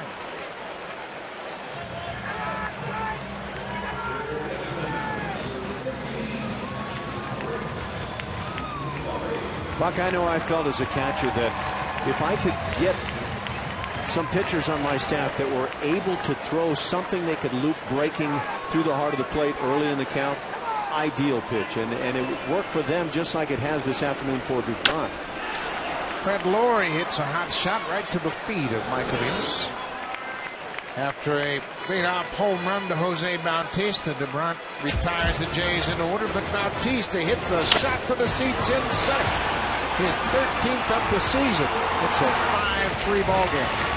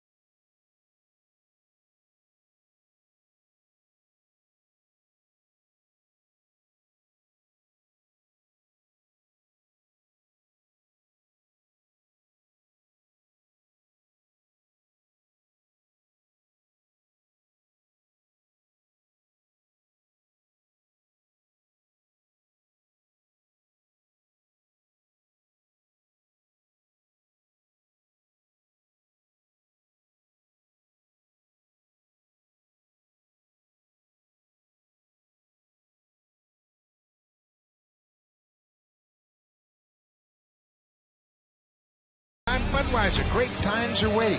Please enjoy responsibly. It's all about Jeff Mathis. And as he had homered in his previous at bat to right center, by the way, there's a peek. You playing back on me? You don't know that I can run?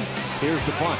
And he bunts it very well. And there's no chance, no play right there. That's a nice way to, with 2 outs, set up an inning, put a couple of men on base, and have the top of the order come to the plate. Kelly Johnson would deliver the RBI single. David Ortiz lifts a lazy fly into center. Rasmus is there. 1 pitch, 1 out here in the top of the 6th. But Jeff Mathis made a good call. He looked at Will Middlebrooks, the third baseman. He was back, dropped down a perfect bunt. That set the table for Kelly Johnson, who delivered the 2-out single. Chipping away against the Red Sox. Jared Saltalamacchia scored the first run of the ball game back in the 2nd when he drew the 1-out walk. There's that first pitch breaking ball, but it missed. You get the sense that Kyle's still trying to throw the perfect curveball rather than just loop something through on that first pitch. Not like it broke his bat. Kelly Johnson is there. Saltalamacchia is out. 2 down. Takes a young pitcher a while to trust that get me over curveball. Yeah. It does. You want me to hang a curveball? Well, yeah, in essence we do on this first pitch, because not many guys are going to swing. And now once you do that a handful of times, then your fastball becomes effective on the first pitch. Kevin Youkilis has struck out and doubled. Youkilis doubled and went to third on the throwing error charge to Jose Bautista.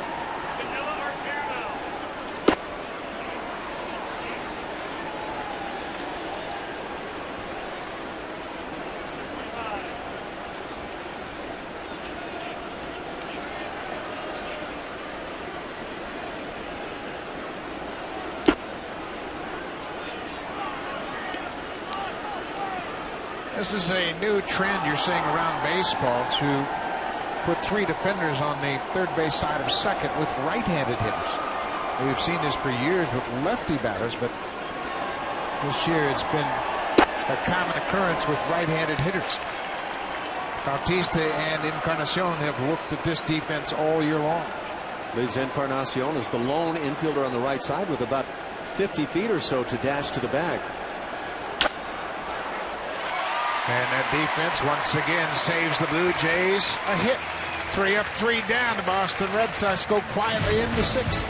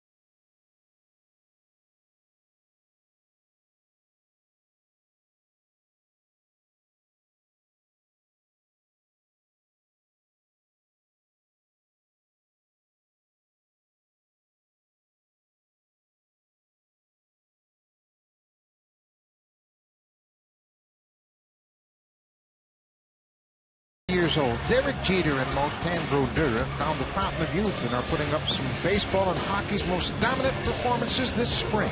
Read these stories and more in this week's edition of the Sportsnet magazine on newsstands now. Derek Jeter just goes on, and Martin-Andre Odua will be back in net tonight. Game 2 of the Stanley Cup.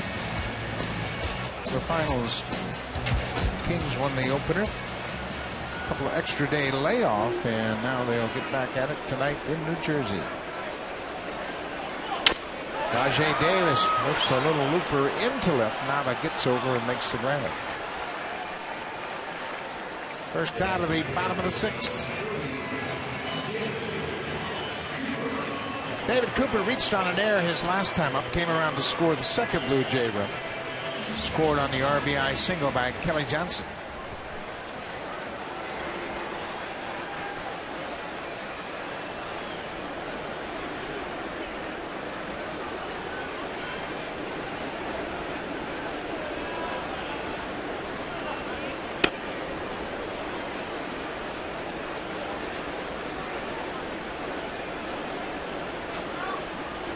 Felix Doubront has now thrown 91 pitches.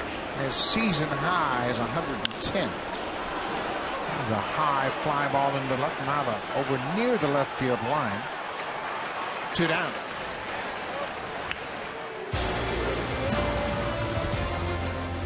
Save during the Beauty Tone paint sale, only at Home Hardware and Building Center locations.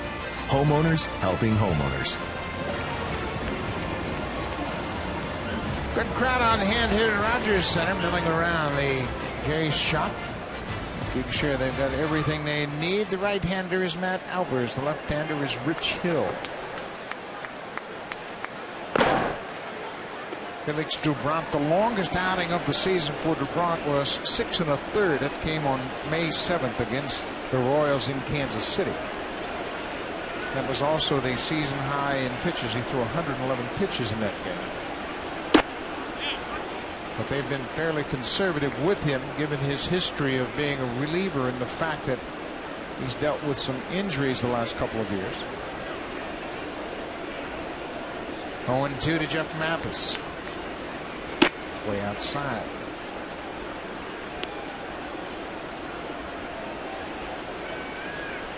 Doubront probably senses that this will be his last inning, given the way they have kept him right around 6 innings.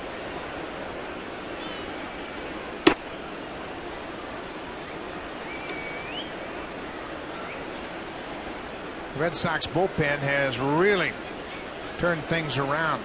During the month of May, they were outstanding.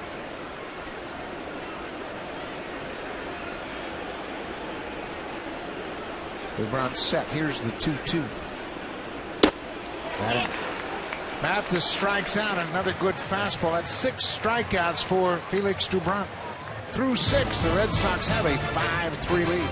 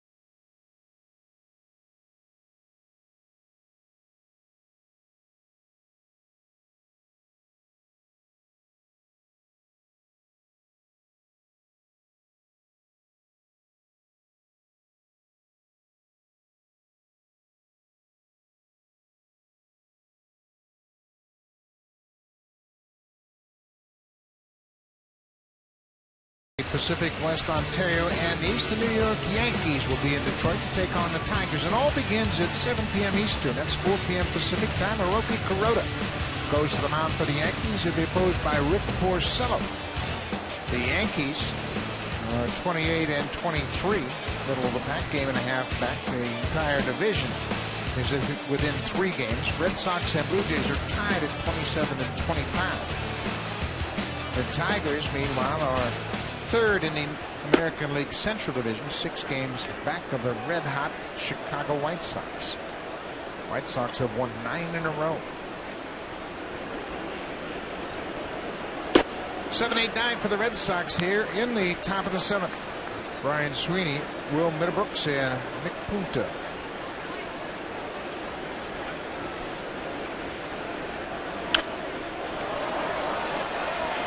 Kyle Drabek has deserved a much better fate here this afternoon. He has held the Red Sox to 5 hits, but they have capitalized and scored 5 runs on a couple of shaky defensive plays.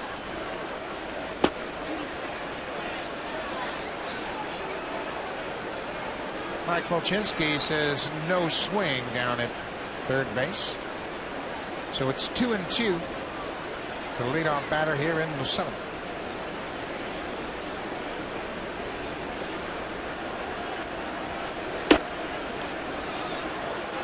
Comeback fastball just missed the inside corner. Left-hander is Darren Oliver, the right-hander Jason Frazier.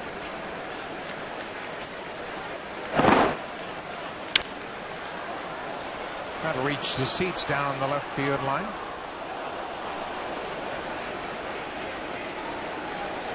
We've watched Kyle Drabek throughout this afternoon mix around the 3 different fastballs he has: the 4-seamer, the righter, the sinker, and then that cutter. It's been quite effective, really putting it near where he wants most of the time. That leadoff walk snaps a string of 8 straight retired.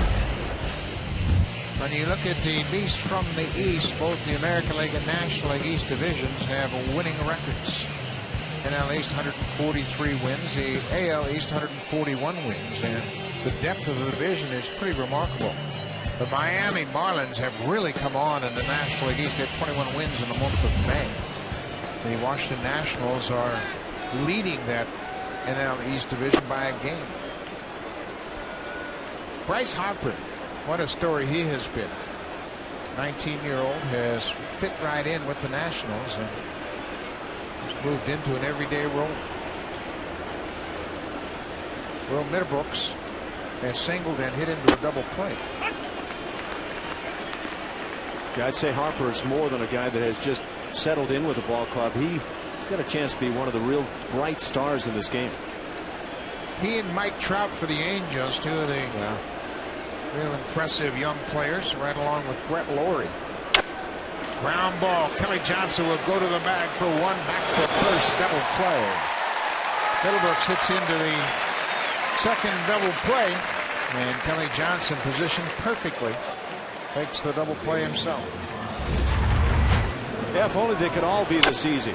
Just hit it right to me, I'll run to the bag and make it.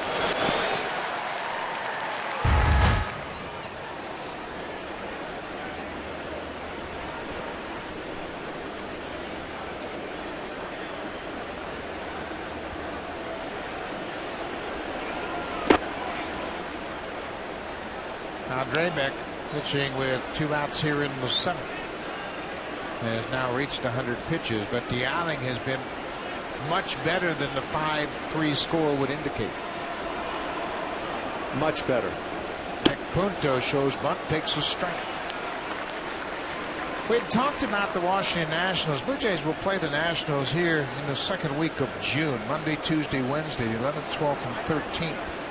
The Nationals were rained out last night, and with that rain out, Steven Strasburg is scheduled to pitch that Wednesday afternoon game. That would be June 13th, 12:37 start. Good chance to see Steven Strasburg here at Rogers Center.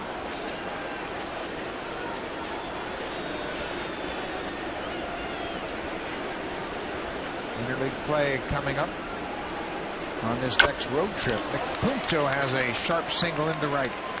Comes with 2 outs here in the 7th. His 2nd hit of the afternoon.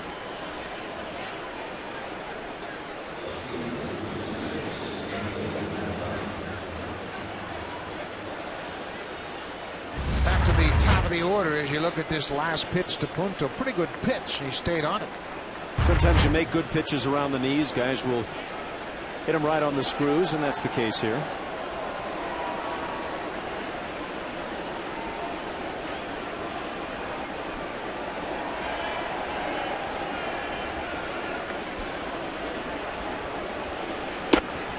Snap throw to first, and Punto was just back ahead of the tag.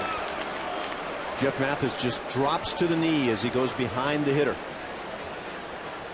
Actually becomes more deceptive with that left-hand hitter at the plate for the runner at first base. Jeff Mathis has all the tools defensively.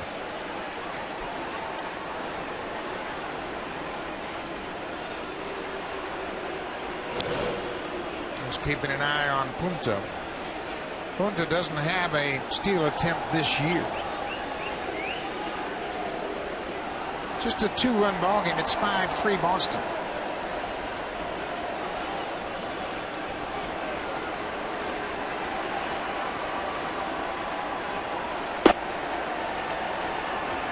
Good crowd on hand here at Rogers Center this afternoon. 43,390 in attendance. Last night, almost 30,000. And tomorrow is supposed to be a good crowd as well. Great turnout as it always is with the Red Sox in town. Blue Jays would love to come back and win this ball game.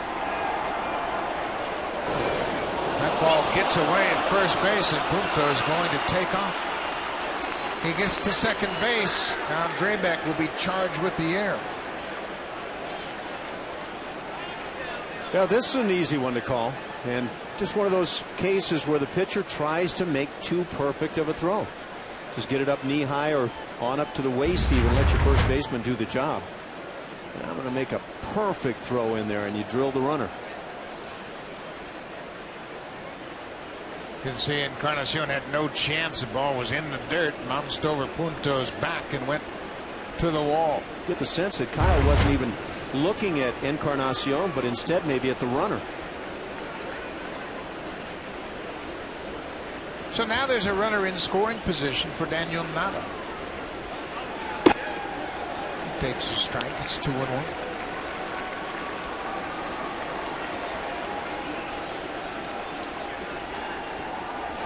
Big run for Drabek to save now at second. Trying to keep it a 2-run deficit.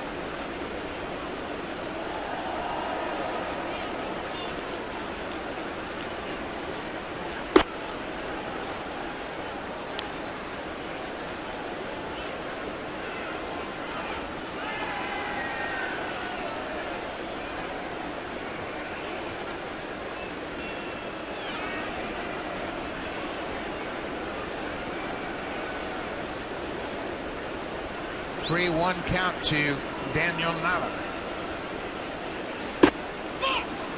He'll take the walk. And John Farrell has just made the call to the bullpen. So the error and the walk, and Kyle Drabek will leave the ball game here with 2 outs in the 7th. There'll be a pitching change here at Rogers Center. Red Sox have a 2-run lead, 5-3. Jason Frazier coming into the ball game.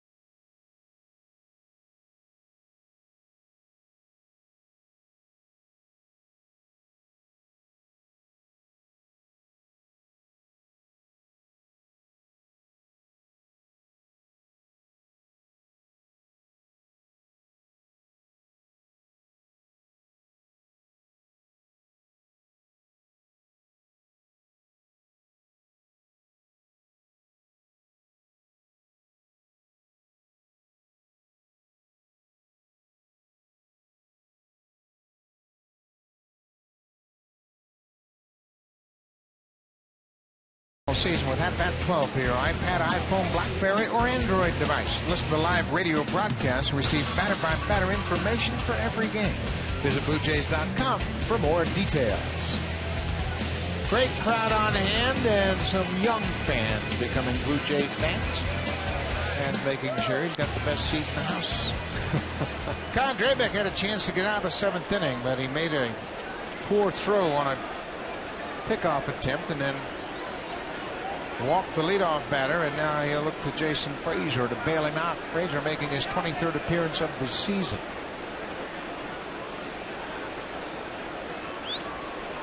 Runners at first and second. Michael Vilas upstairs.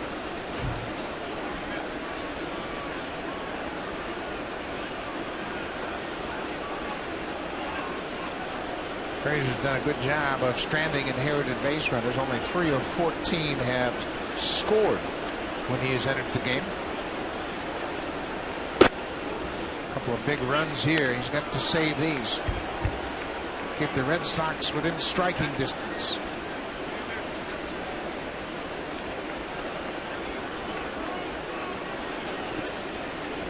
Blue Jays will send the top of the order to the plate in the bottom of the 7th.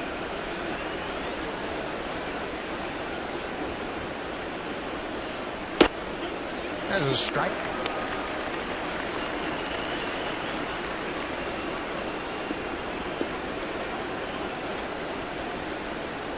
Frazier hasn't pitched since Tuesday night. Worked an inning in that ball game against the Orioles.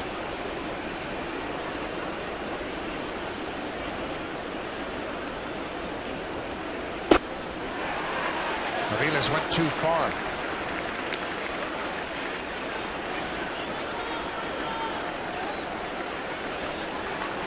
Two and two.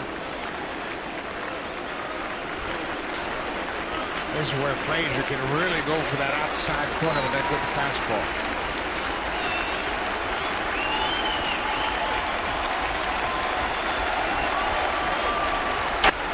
There it is, and Aviles got a piece of it.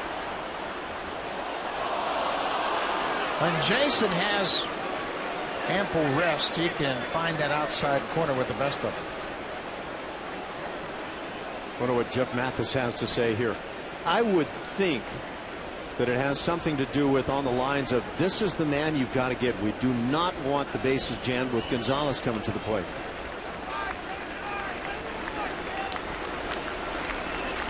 Always keeping it positive and say you make that pitch, you get him out. Come right back with it again.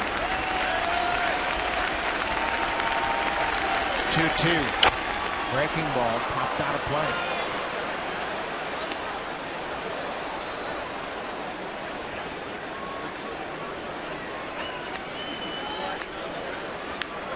Vilas is 0 for 3 so far. He was robbed on a good defensive play back in the 1st inning. And now Escobar ranging far behind the bag at second and threw Vilas out. They'll do it again, another 2-2.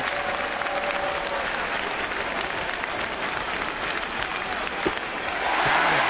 Jason Frazier does it again. He strands a pair of base runners. Keeps it a 2-run deficit. Top of the order for the Blue Jays. Kelly Johnson, 2 hits and an RBI. Escobar has a hit and Bautista has a homer.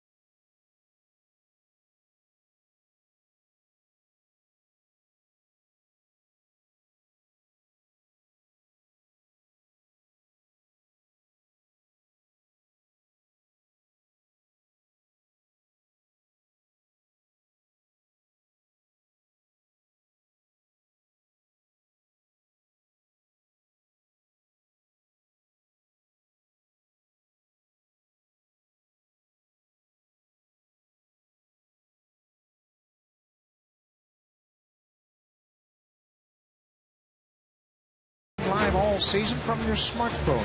Download the Rogers Live app from your app store. Got a ball game going on here at Rogers Center this afternoon.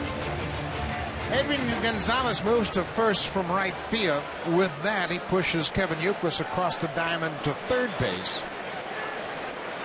Marlon Byrd takes over in center field, and he pushes Ryan Sweeney to right. Will Middlebrooks is out of the game. Marlon Byrd will bat in the 8th spot.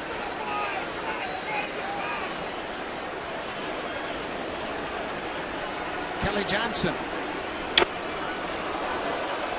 Johnson's got a pair of hits against Dubron, including an RBI single in the 4th.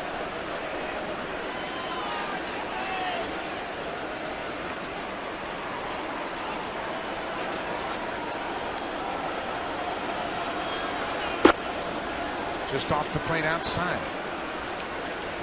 Kelly Johnson welcomed the opportunity to bat against Dubron. He said the left-hander might help him focus on laying off that high pitch, and it's ended up with a 2-hit day. Keeps that front shoulder in, and when you do that, your eyes stay steady, and it helps you lay off pitches out of the strike zone. 1-2. Breaking ball bounced, and Johnson strikes out. That's the first out of the bottom of the 7th. That's all Dubron was asked to do. Get that left-handed batter, and Bobby Valentine said, job well done. So Dubron will match his season high in innings. He goes 6 1/3, as he will leave with 1 out here in the bottom of the 7th and a 2-run lead. Be a pitching change when we come back. Matt Albers, the right-hander, will come on to face Yunel Escobar. 5-3 Red Sox.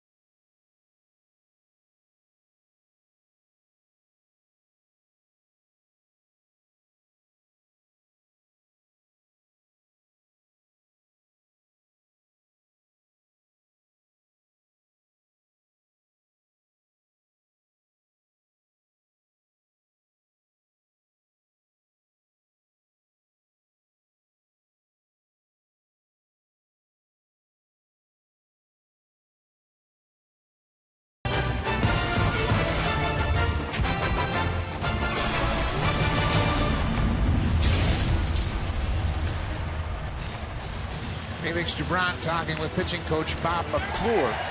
Another good outing for Dubron. He's in line for the win, and he is on a good stretch of starts here.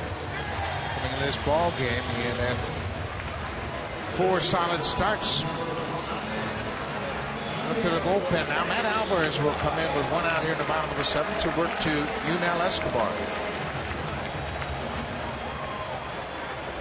Alvarez, his 21st game of the season. This entire bullpen has thrown the baseball very well. Going back to the 23rd of April, Boston's bullpen ranks 2nd in the American League with a 2.13 ERA.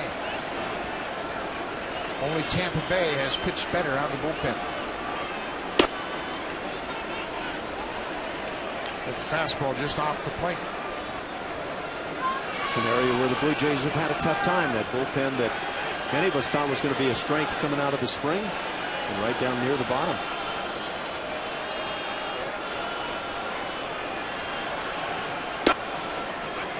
Ball on the strike. John Farrell spoke of Sergio Santos today in his pregame media scrum, and Santos just now has started to throw off the mound. He threw off the mound yesterday. Total of 25 pitches, so it's still a ways away before we'll see Santos. And fastball jams Escobar. Take a look at the pitching line for the Red Sox left-hander Felix DeBron. He goes 6 1/3. Scattered 7 hits, 2 earned runs. Walked the batter and struck out 7. And DeBron, now over his last 6 starts, is in line for his 5th win. He now has 66 strikeouts for the season. 1-2. Hot shot. Gonzalez, the Gold Glover, takes the shot, and well, you talk about a prudent defensive switch. Gonzalez had just moved into first base from the right field, and he saves a hit from Matt Albers. You can talk all you want about being well positioned, but this is all about reaction abilities. This ball skids on the carpet, and Gonzalez even makes comment to it after the play, but boy, can he play with that leather.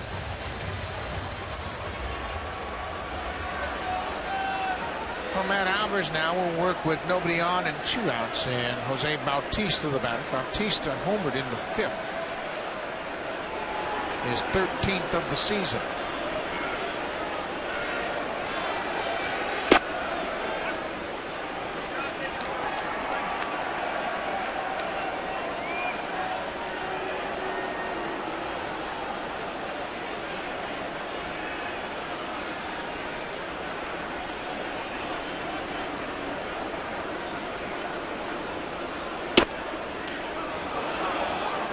Albers is throwing good. Yeah. They talked about their bullpen, and Albers, who had been with the Orioles for the past few seasons, came to the Red Sox last year, and his velocity is up.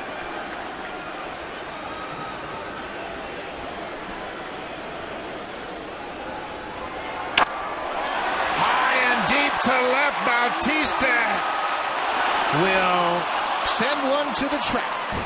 Nava stayed right on the track. Bautista didn't get it all. A 1-2-3 inning here in the 7th.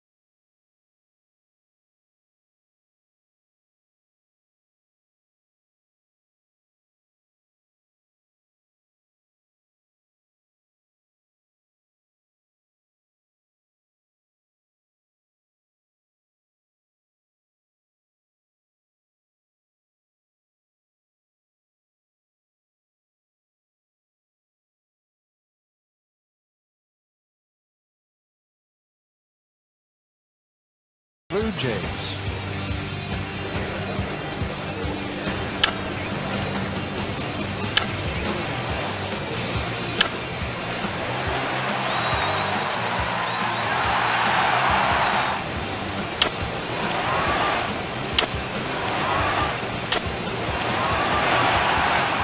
Two more solo home runs here this afternoon. 8 in a row for the Blue Jays, and a crack of the bat.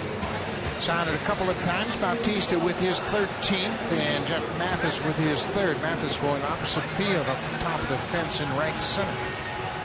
The Blue Jays are still trailing by 2. New pitcher for the Jays will be Darren Oliver, the left-hander, making his 20th appearance.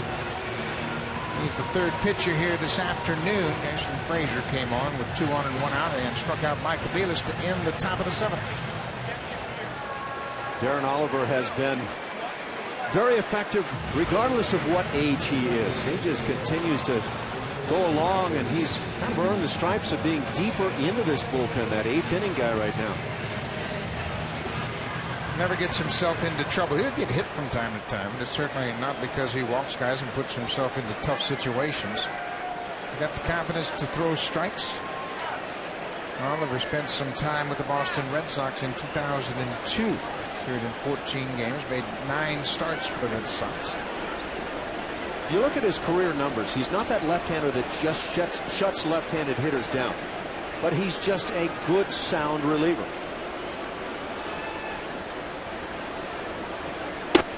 That certainly has been backed up by his many years as a starter. Yeah. Being a starter early in his career. Made 229 starts during his career, and obviously had to face lefties and righties, and with that background, his relief work has been impressive.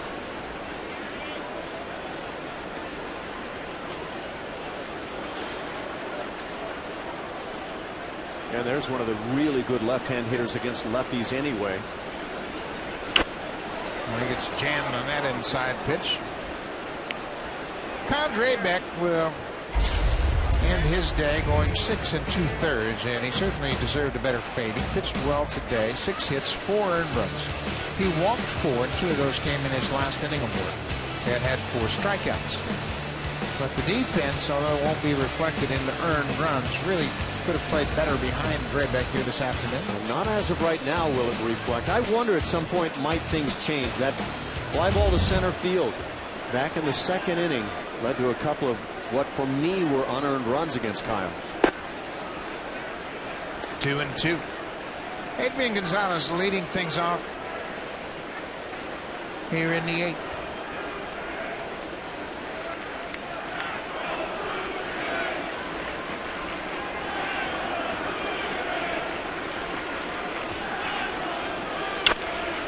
Ball is driven in the gap in left center. Colby Rasmus will get there. Gonzalez is retired. This copyrighted telecast is presented by authority of Rogers Blue Jays Baseball Partnership and may not be reproduced or retransmitted in any form. And the accounts and descriptions of this game may not be disseminated without the express written consent of Rogers Blue Jays Baseball Partnership. Great turnout here this afternoon as they're enjoying a ball game. They don't like the score right now, but it has been back and forth. Blue Jays have hit a couple of home runs. They've actually out-hit the Red Sox 7-6. A good crowd on hand. 43,390 have turned out here this afternoon.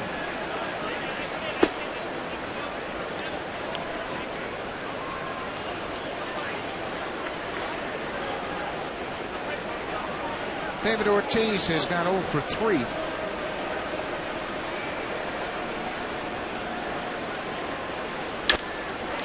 He's going to break the shift as he drives one all the way out to Bautista. Perfectly placed, his first hit in 4 trips.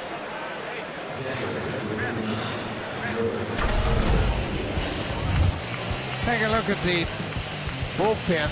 Running on fumes the last 7 games. They have been hit hard. Opponents hit over 330 against them. Their whip almost 180. But they've had to pitch a lot. And generally when that's the case, their bullpen's going to be exposed somewhat. Early in the season when they were getting proper rest and the starters were going deep, the bullpen was very effective. One of the reasons that I thought it was a big plus that Henderson Alvarez stayed in the ballgame last night when hit in the leg with that sharp hit ground ball, that he was able to buy the bullpen some more innings. We often talk, Buck, about the shift and how it impacts play, and I think it's always the perception that it takes hits away, but it also gives some. This ground ball base hit by David Ortiz with a standard alignment, a little bit of a pull second baseman, the ball's likely hit right at him. And breaking ball, and Saltalamacchia swings over the top of it. So you try to play the percentages. Sometimes it will buy you that out, and other times it'll go the other way.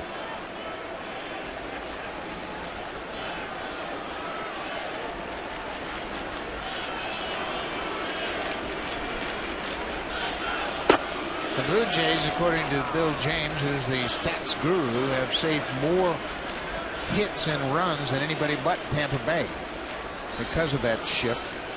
And they've got a pretty good average on ground balls hit.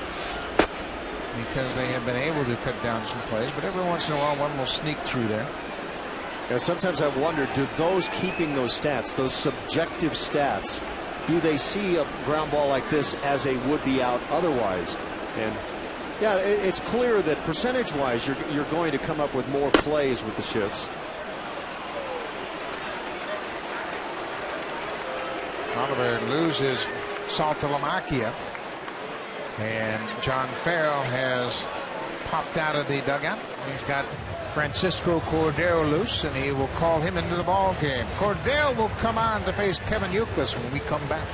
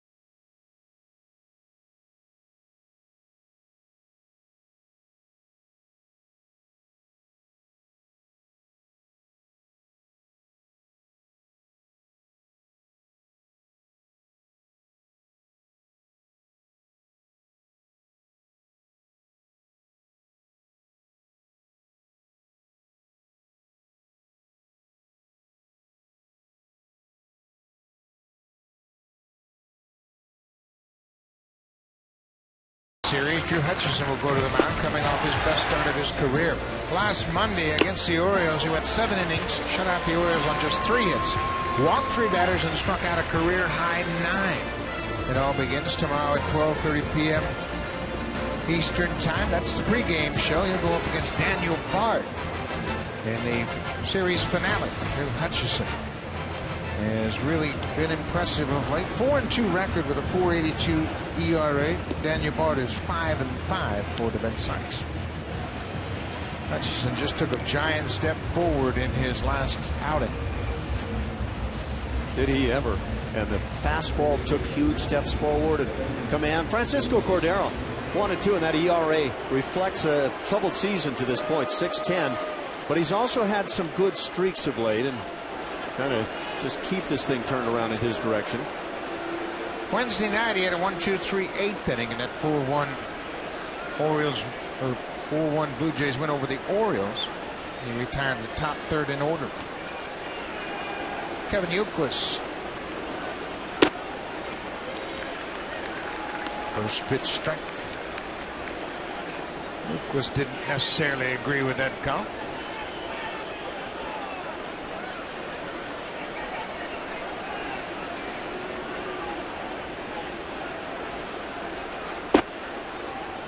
Ball on the strike. Red Sox got 4 in the 2nd. Added a single run in the 4th. Blue Jays had single runs in the 3rd, 4th, and 5th. And that's where we stand, 5-3.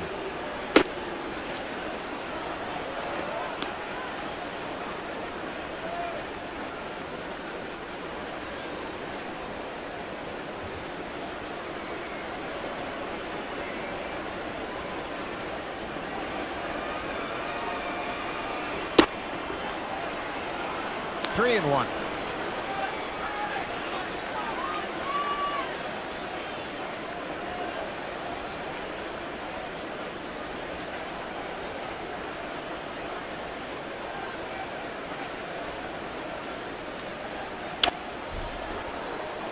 A cutter that Youkilis was able to foul off. Full count, 1 out.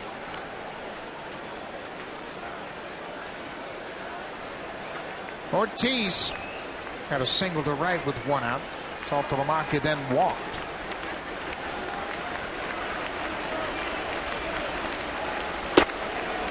Bases are loaded. Back-to-back walks here in the top of the 8th. Oliver walks Saltalamacchia, and Cordero walks the first batter he's faced, Youkilis. And now Sweeney The left-handed batter will face Cordero. You can try as a manager to set up pitchers against the hitters you want, but if you don't throw strikes, it is all to no avail. This is with the first pitch to Sweeney. Left-handers have hit .326 against Cordero this season.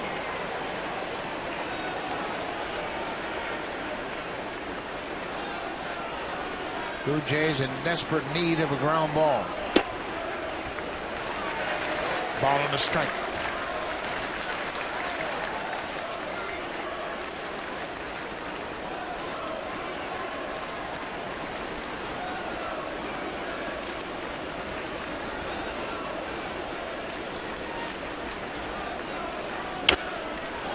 Fouled back out of play. A little extra on the fastball from Cordero. 94.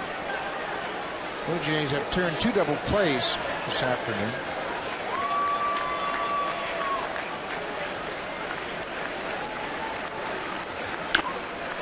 Ground ball, and Encarnacion will have one play, and that's to first. It wasn't hit hard enough, and Sweeney will pick up an RBI. Red Sox get an insurance run. Ortiz comes in with the 6th Red Sox run. Well, it certainly wasn't hit hard enough for a double play.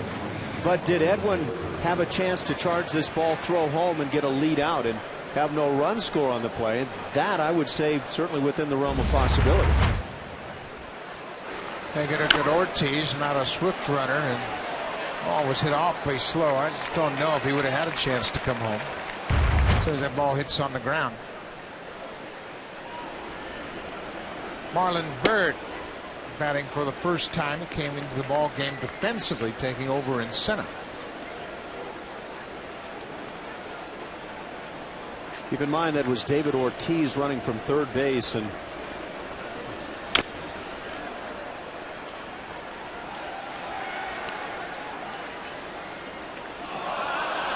0-2 on Byrd. Byrd took over, as we mentioned, in center. He's batting in the 8th spot in the lineup.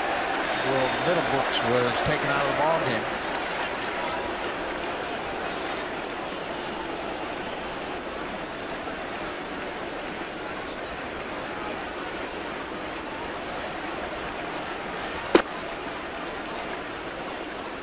One and two. Runners at second and third.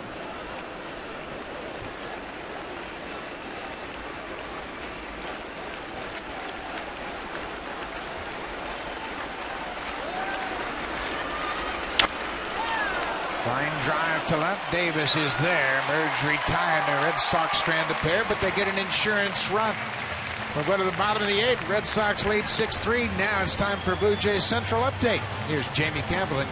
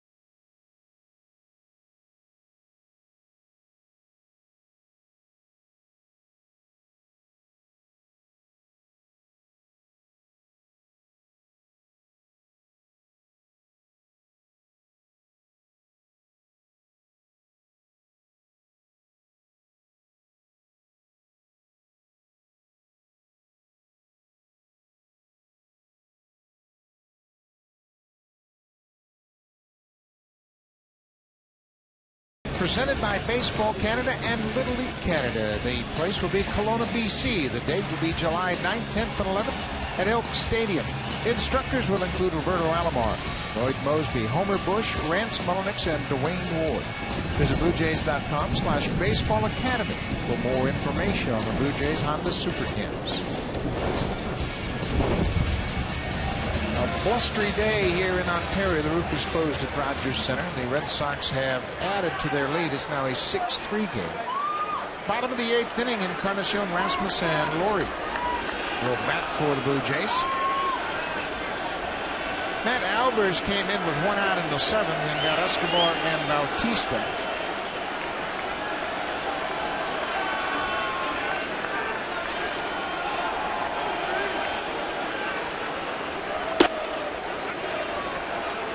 He spots that outside edge very well with his fastball.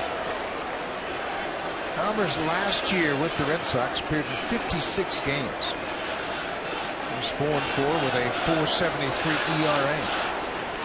Started out his career with the Astros.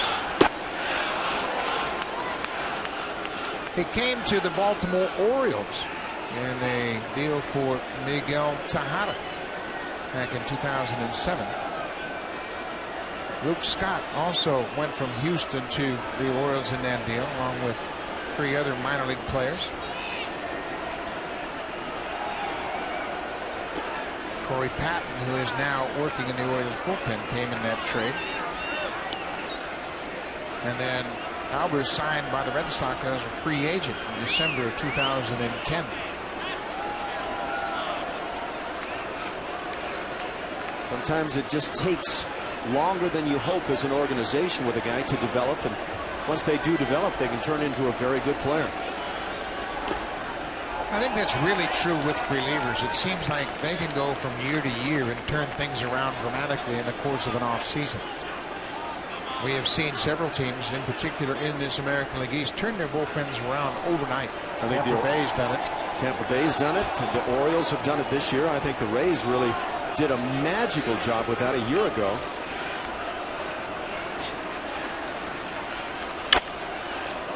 Popped back over the Red Sox dugout and out of play. Yeah, the Rays 2 years ago had to replace 8 pitchers in their bullpen, and they did it very effectively. Yeah, their offseason saw them lose virtually everybody out there, including their closer, and they come right back restocked and pitched extremely well. 2 balls, 2 strikes. Upstairs. Blue Jays need to get a couple on and somebody run into one. Something other than a solo home run. Yeah, I really hated to see that extra run added up on the board for the Red Sox in the top of this 8th inning.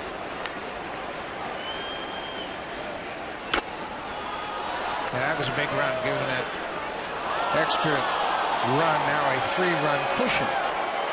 With this Blue Jays lineup and the potent bats up and down the order, you get a guy on and then somebody runs into one, you're tied up again. And I don't know whether Edwin had a play or not. It looked to me like he may have, had he charged hard on the play.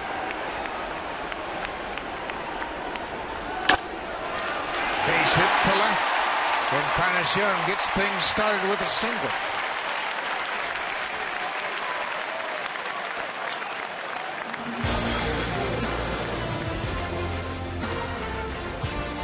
Save during the Beauty Tone Paint Sale, only at Home Hardware and Building Center locations. Homeowners helping homeowners.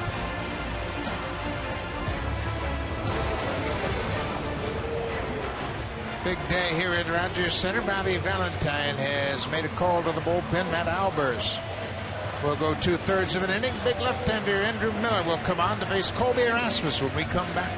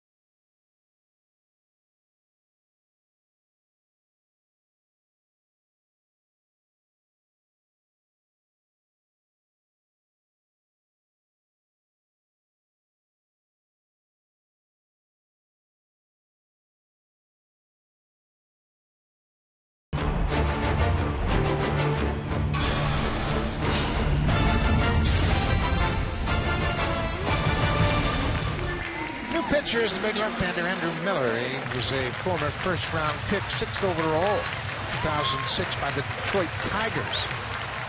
And he came up quickly and made his major league debut in 2006 in relief. Appeared in 8 games with the Tigers, and then he was acquired by the Florida Marlins in that big trade that sent Dontrelle Willis and Miguel Cabrera to Detroit. There's that tall pitcher's body that the scouts are looking for.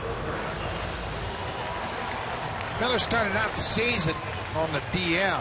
He injured a hamstring in spring training, and he was not activated until the 6th of May. And they were very patient with him. He made 12 rehab appearances in the minor leagues coming back from that spring training hamstring injury. Colby Erasmus bats with the man on and nobody out. Goes after the first pitch and pops it into shallow center. Marlon Byrd coming in, long run. He gets there and makes the catch.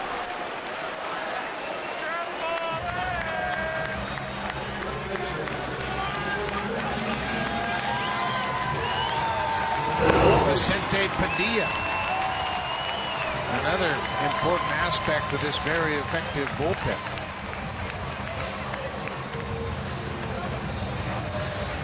And Bobby Valentine's going to go back and forth. They used Andrew Miller for the left-hander Erasmus. He's got Laurie and Rajay Davis, 2 right-handers coming up, so he'll go to the pen again. Vicente Padilla will come on when we come back.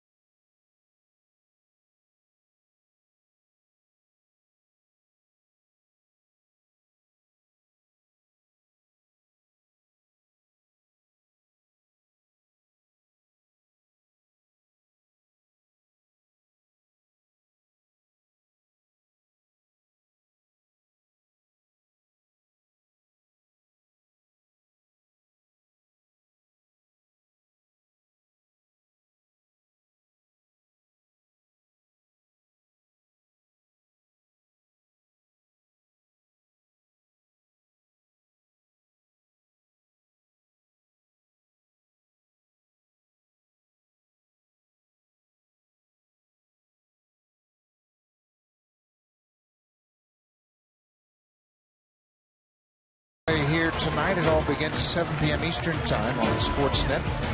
It'll be Hiroki Kuroda for the Yankees up against Rick Porcello for the Tigers. The Yankees have gone to 5 games over 500. They've won 2 in a row and 7 of their last 10. New pitcher for the Red Sox will be the veteran Vicente Padilla. Padilla has recorded a hold in 9 consecutive appearances. It's a franchise record. It goes all the way back to the 11th of May. Longest consecutive hold stretch in the majors this season. Brett Laurie, that's the first pitch struck.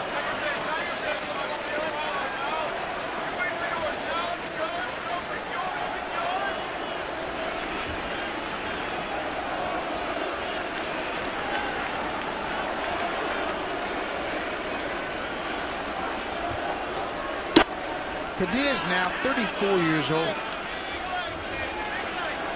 He's got over 11 years of major league service. Started out with Arizona in 1999. Pitched in Philadelphia, Texas with the Dodgers, and now here in Boston. Laurie gets a base hit to right, and Encarnacion had to do a dance to get out of the way. And now the ball slips out of the hand of Sweeney, and the runners are going to move up. Encarnacion's going to score. Ryan Sweeney came up and went to throw it back to the infield. The ball popped out of his hand and just dribbled across the field towards center field. And Encarnacion kept his eye on the third base coach, Brian Butterfield, and he scores.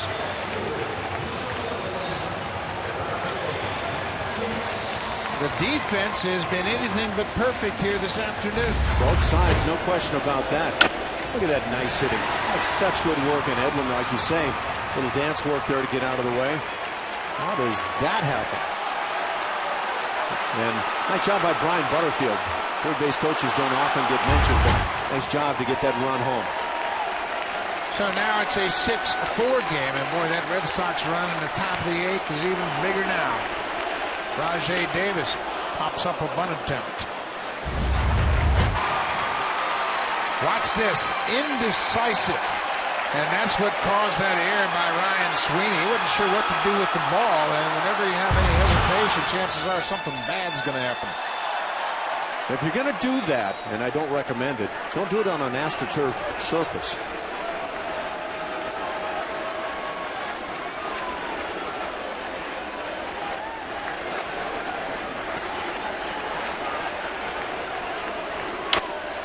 And a looper into center. Marlon Byrd will get there. Davis is retired. It's the second out of the inning.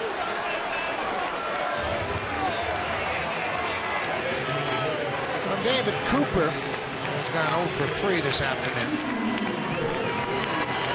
Now he finally gets that chance to face the right-hander.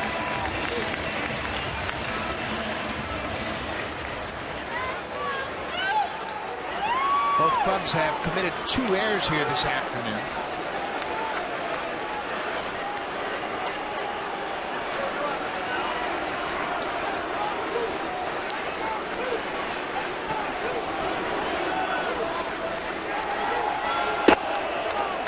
Cooper has a good look at a fastball down and away.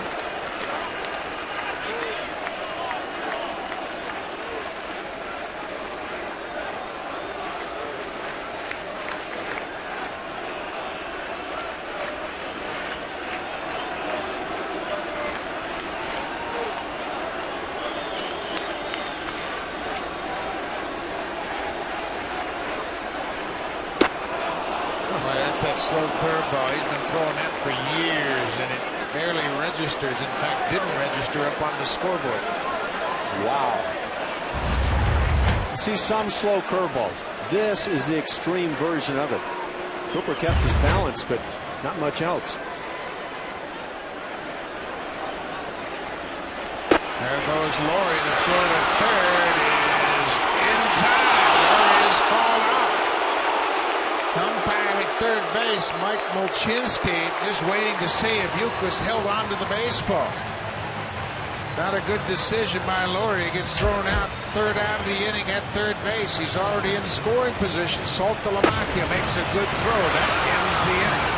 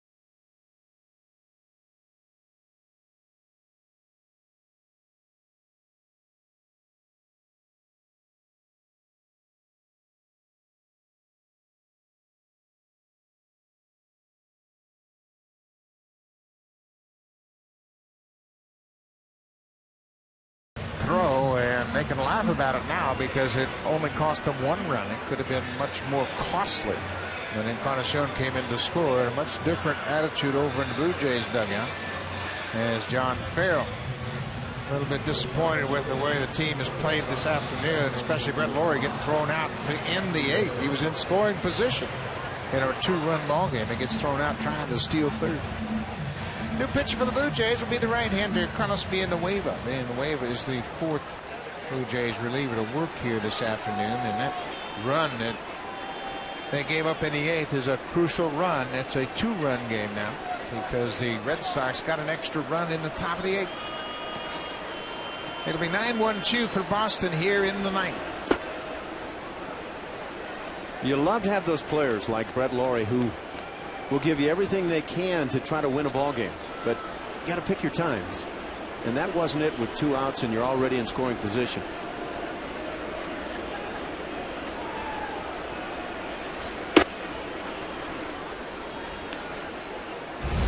Padilla had just coming into the game, and here's the throw by Saltalamacchia, and Yuka's just laid out, put the tag on Lawrie. The delay by the umpire was just to make sure Yuka's had the ball when he got up. This is high and deep to right, and you can forget about this.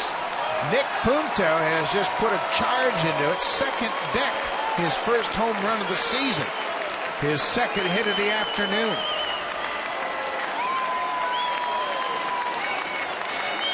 Well, that one came in a strange place, and that looked like a guy who hits home runs for a living. Nick Punto's 3rd hit of the afternoon, and you can see they're giving him the silent treatment because he hit his first home run. It's his 15th career home run in 12 seasons. He has a single, a double, and now a home run.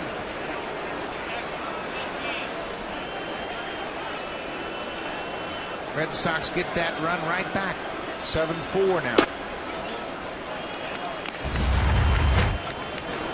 Is that a home run hitter, or is that a guy that just hits 1 or 2 a season? Certainly playing the role of one right there. Yeah. That high fastball, he knew it was gone, and it hit in the second deck. Well, when you hit 15 on your career, you got to know when they're gone. They better be gone when you stand like that, huh? Big Papi says, welcome to the club. That's my job, kid.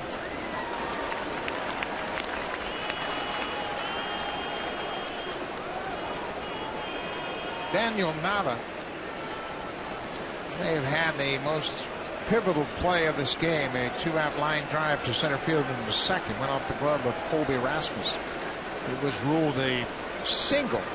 Picked up a couple of RBIs, and that contributed to a 4-run second inning. That ball hit Nava, and here's another look at Punta coming back to the dugout, and the dugout is going to the silent treatment, and then Bobby Valentine starts the celebration. Looks like Bobby's starting to have a whole lot more fun with his club. Winning solves a lot of problems. Everybody can forget about it when you're a hot team.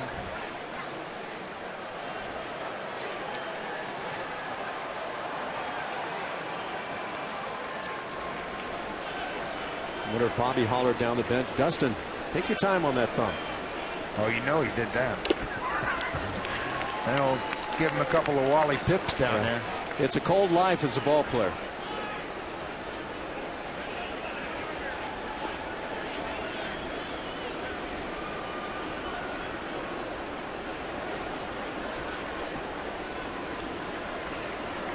Mike Aviles has gone 0 for 4 with a couple of strikeouts this afternoon.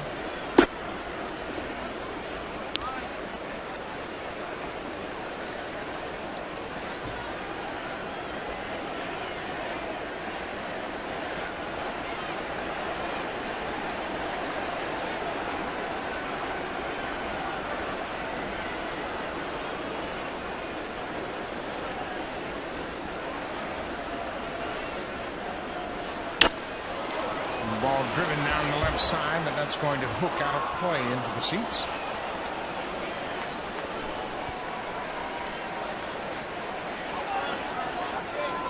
The Red Sox, if they win tonight, will move into sole possession of 4th place for the first time this year.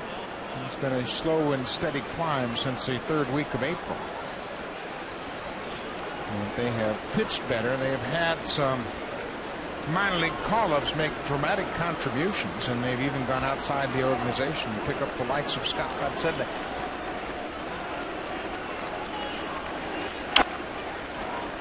It'll be interesting to see what happens. They're going to get Dustin Pedroia back probably within a week to 10 days.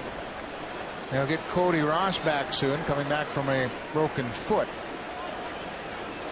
Darnell McDonald is in the minor leagues, the outfielder rehabbing. They'll have to do some shuffling of the roster.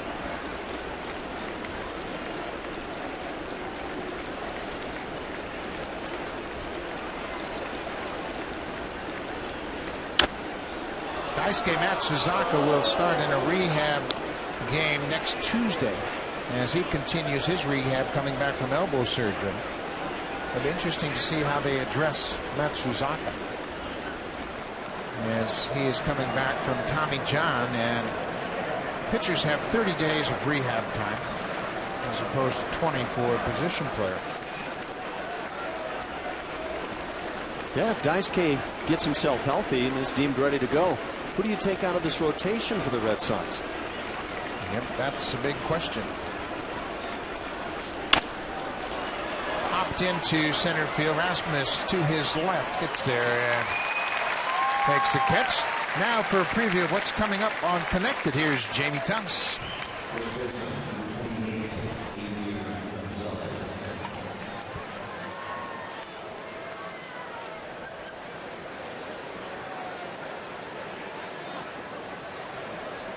Niels Raonic doing a great job at the French Open. One out. We are in the top of the 9th inning. Adrian Gonzalez has been shut out today. He's 0 for 4.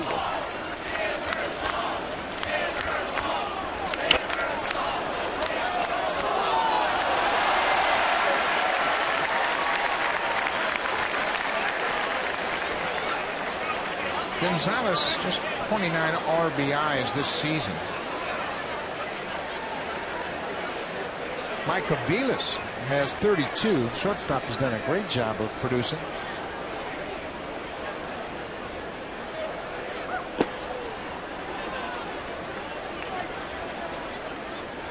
Yeah, you anticipate getting those RBIs, run production out of David Ortiz, but Mike Aviles second on their ball club driving in runs, even in front of Adrian Gonzalez. Yeah, that's a pleasant surprise for Boston. Aviles has done a good job in the field and at the plate.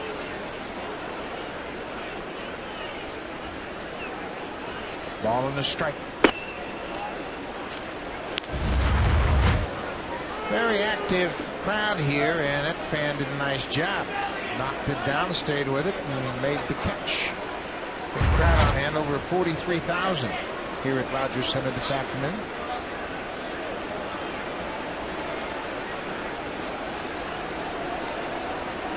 There goes the runner. The ball is fouled up. Nava was on the move. He'll go back to first.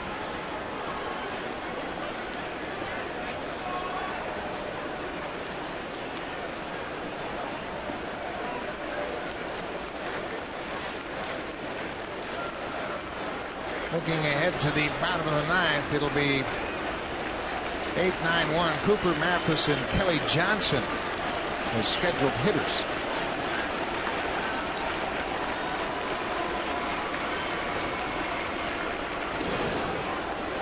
Cooper was at the plate when Brett Laurie was thrown out trying to steal third. That ended the inning.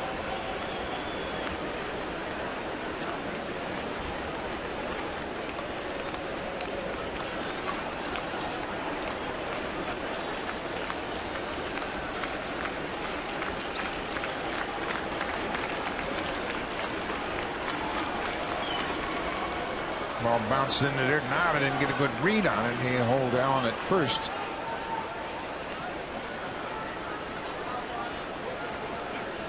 David Cooper is the DH this afternoon. He'll start things off in the bottom of the 9th. Jeff Mathis has a homer and a bunt single. And Kelly Johnson has a pair of hits, and he's driven in a run. Those will be the scheduled hitters for the Blue Jays to bat in the bottom of the ninth. Full count, 1 out. There goes Nava. Ball is popped back out of play.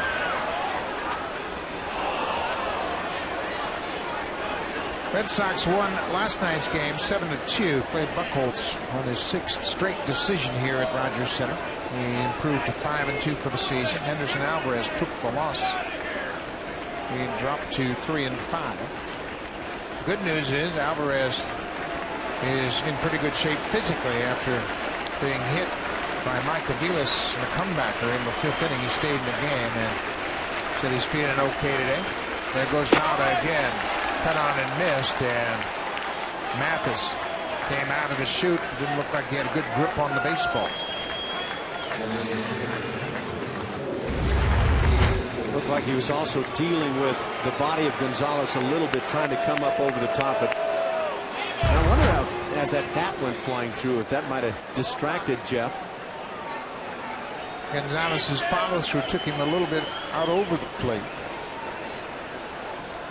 So Nava will pick up his 2nd stolen base of the season, and now with the base open at first, they'll put Ortiz on. Give him the intentional pass. If you wonder about interference on that stolen base scenario, umpires would always tell you, go ahead and throw the ball. If you hit him, I'll call interference. If you don't hit him, then, or if you don't even try to throw, there's no way we can call it. But you're always reluctant because that bat is out there somewhere, and there's a chance you could slam your hand into that bat. NFL quarterbacks will hit helmets and whatever with their hand when they throw the ball, and it's very true, and probably worse here with that bat.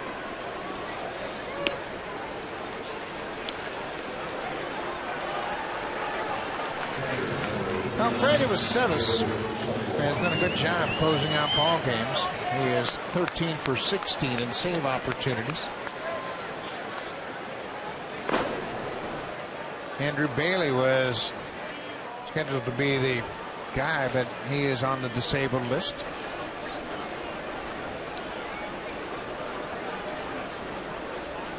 So after the intentional walk, Aaron Saltalamacchia will step in. He's walked twice this afternoon, officially 0 for 2.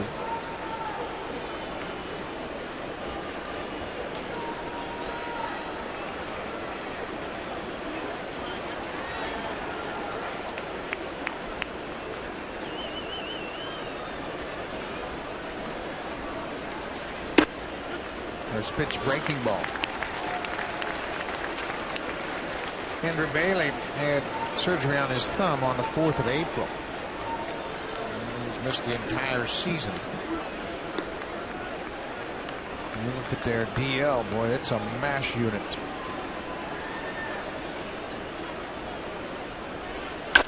Another breaking ball. Rajay Davis backs up. He's there, and the Red Sox will leave a couple.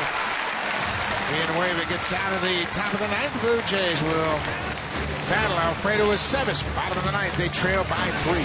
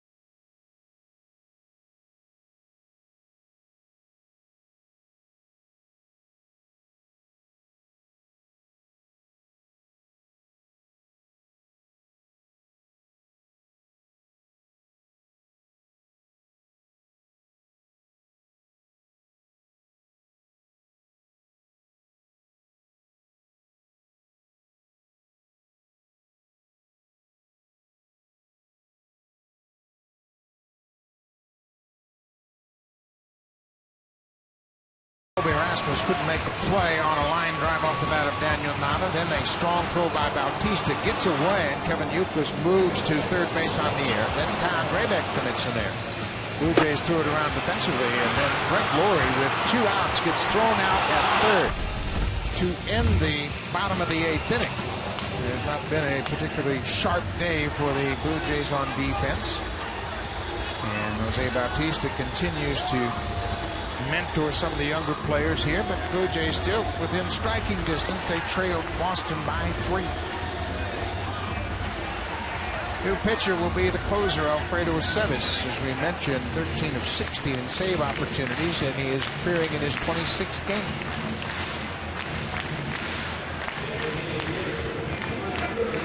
This would be one of those ball games for the Blue Jays if they can turn it around, come back and win here with a rally in the 9th inning.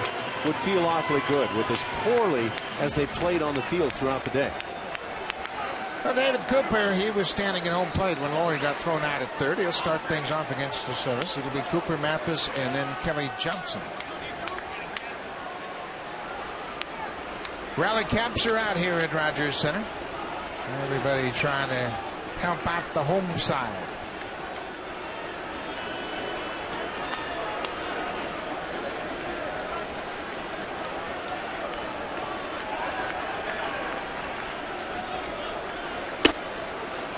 Aceves misses upstairs with a good fastball.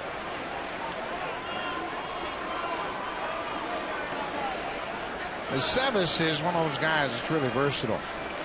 He can start for you, as he did last year 4 times for the Red Sox. He was in competition in spring training for a spot in the rotation. Well, Andrew Bailey was healthy.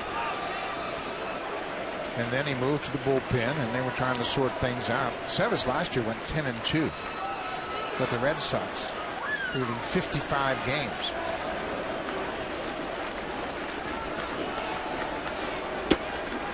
Good breaking ball. It's 1-2. Yeah, it is a good backdoor job after just pumping the fastball through early when you know that Cooper's likely to be taking.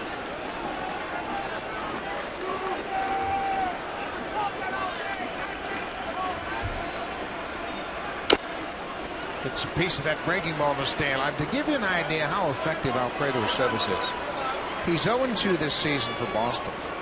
We mentioned his 13 saves, but for his major league career, he's 24-5. He had a 10-1 season for the Yankees back in 2009. And then last year, he went 10-2 with the Red Sox.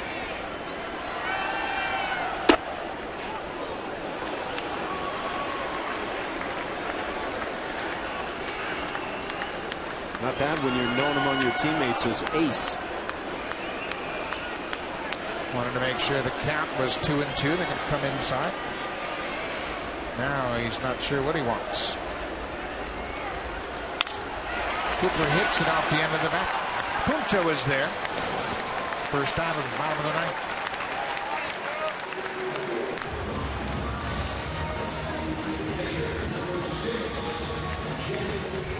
Jeff Mathis has had a good day. He's homered, had a bunt single, and struck out 2 for 3. I thought he did a good job with Kyle Graybeck while Graybeck was in the game. I think he does a nice job every time I see him get out there defensively. Good looking defensive catcher.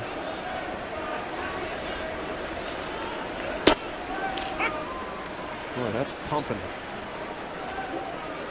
96 on the black from Aceves. Again, when you talk about Jeff Mathis, his offensive side of the game appears to be improving. Ray Murphy has convinced him to open up his stance a bit. Give him a better look at things, and Saltalamacchia has that mask pop on. And Murphy said, you know what, you're a pretty good athlete. You obviously have great skills behind the plate. Should be able to translate to the plate as well. And Mathis has listened and made some adjustments, and he's hit 3 home runs this year. That open stance enables a hitter to make his move once he starts toward the pitcher and the plate. Whereas if you stand squared up, like most of us did in our day, you tend at times to pull off a little bit.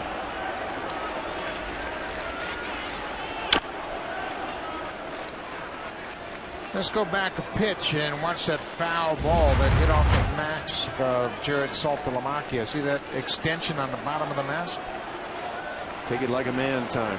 Boy, I tell you what, that saved him. Yeah. A shot right in the throat. Those throat balls really devastating, and actually as it hits right there, it probably lessens the blow considerably. Curveball had no intent inside, but it flips the mask rather than you taking that blunt shot right in front of the eyes. There's that breaking ball, and Mathis knows that's a pitch that got away from Aceves. Also saw Saltalamacchia turning his head away right there. That's dangerous, because if the ball does tip in your direction, I'd catch you right in the ear. 1-2. Change up. And a good one. Good spot. Aceves has 2 outs here in the ninth. This changeup is exactly what Aceves came back to get Cooper with. Cooper stayed on it enough to hit it on the ground, but very effective pitch. Leadoff man Kelly Johnson.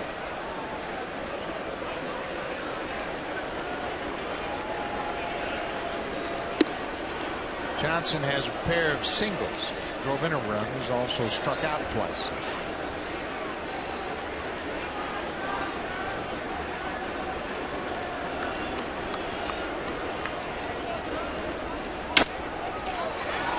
Back up the middle. Aceves might have deflected it, and Punto makes the play. The Blue Jays go quietly in the bottom of the ninth. The 1-2-3 bottom of the ninth. Blue Jays lose the first 2 against Boston. We'll be back here tomorrow afternoon. Drew Hutchison will go to the mound. Stay tuned. Connected coming right up. Jamie Thomas will break it all down.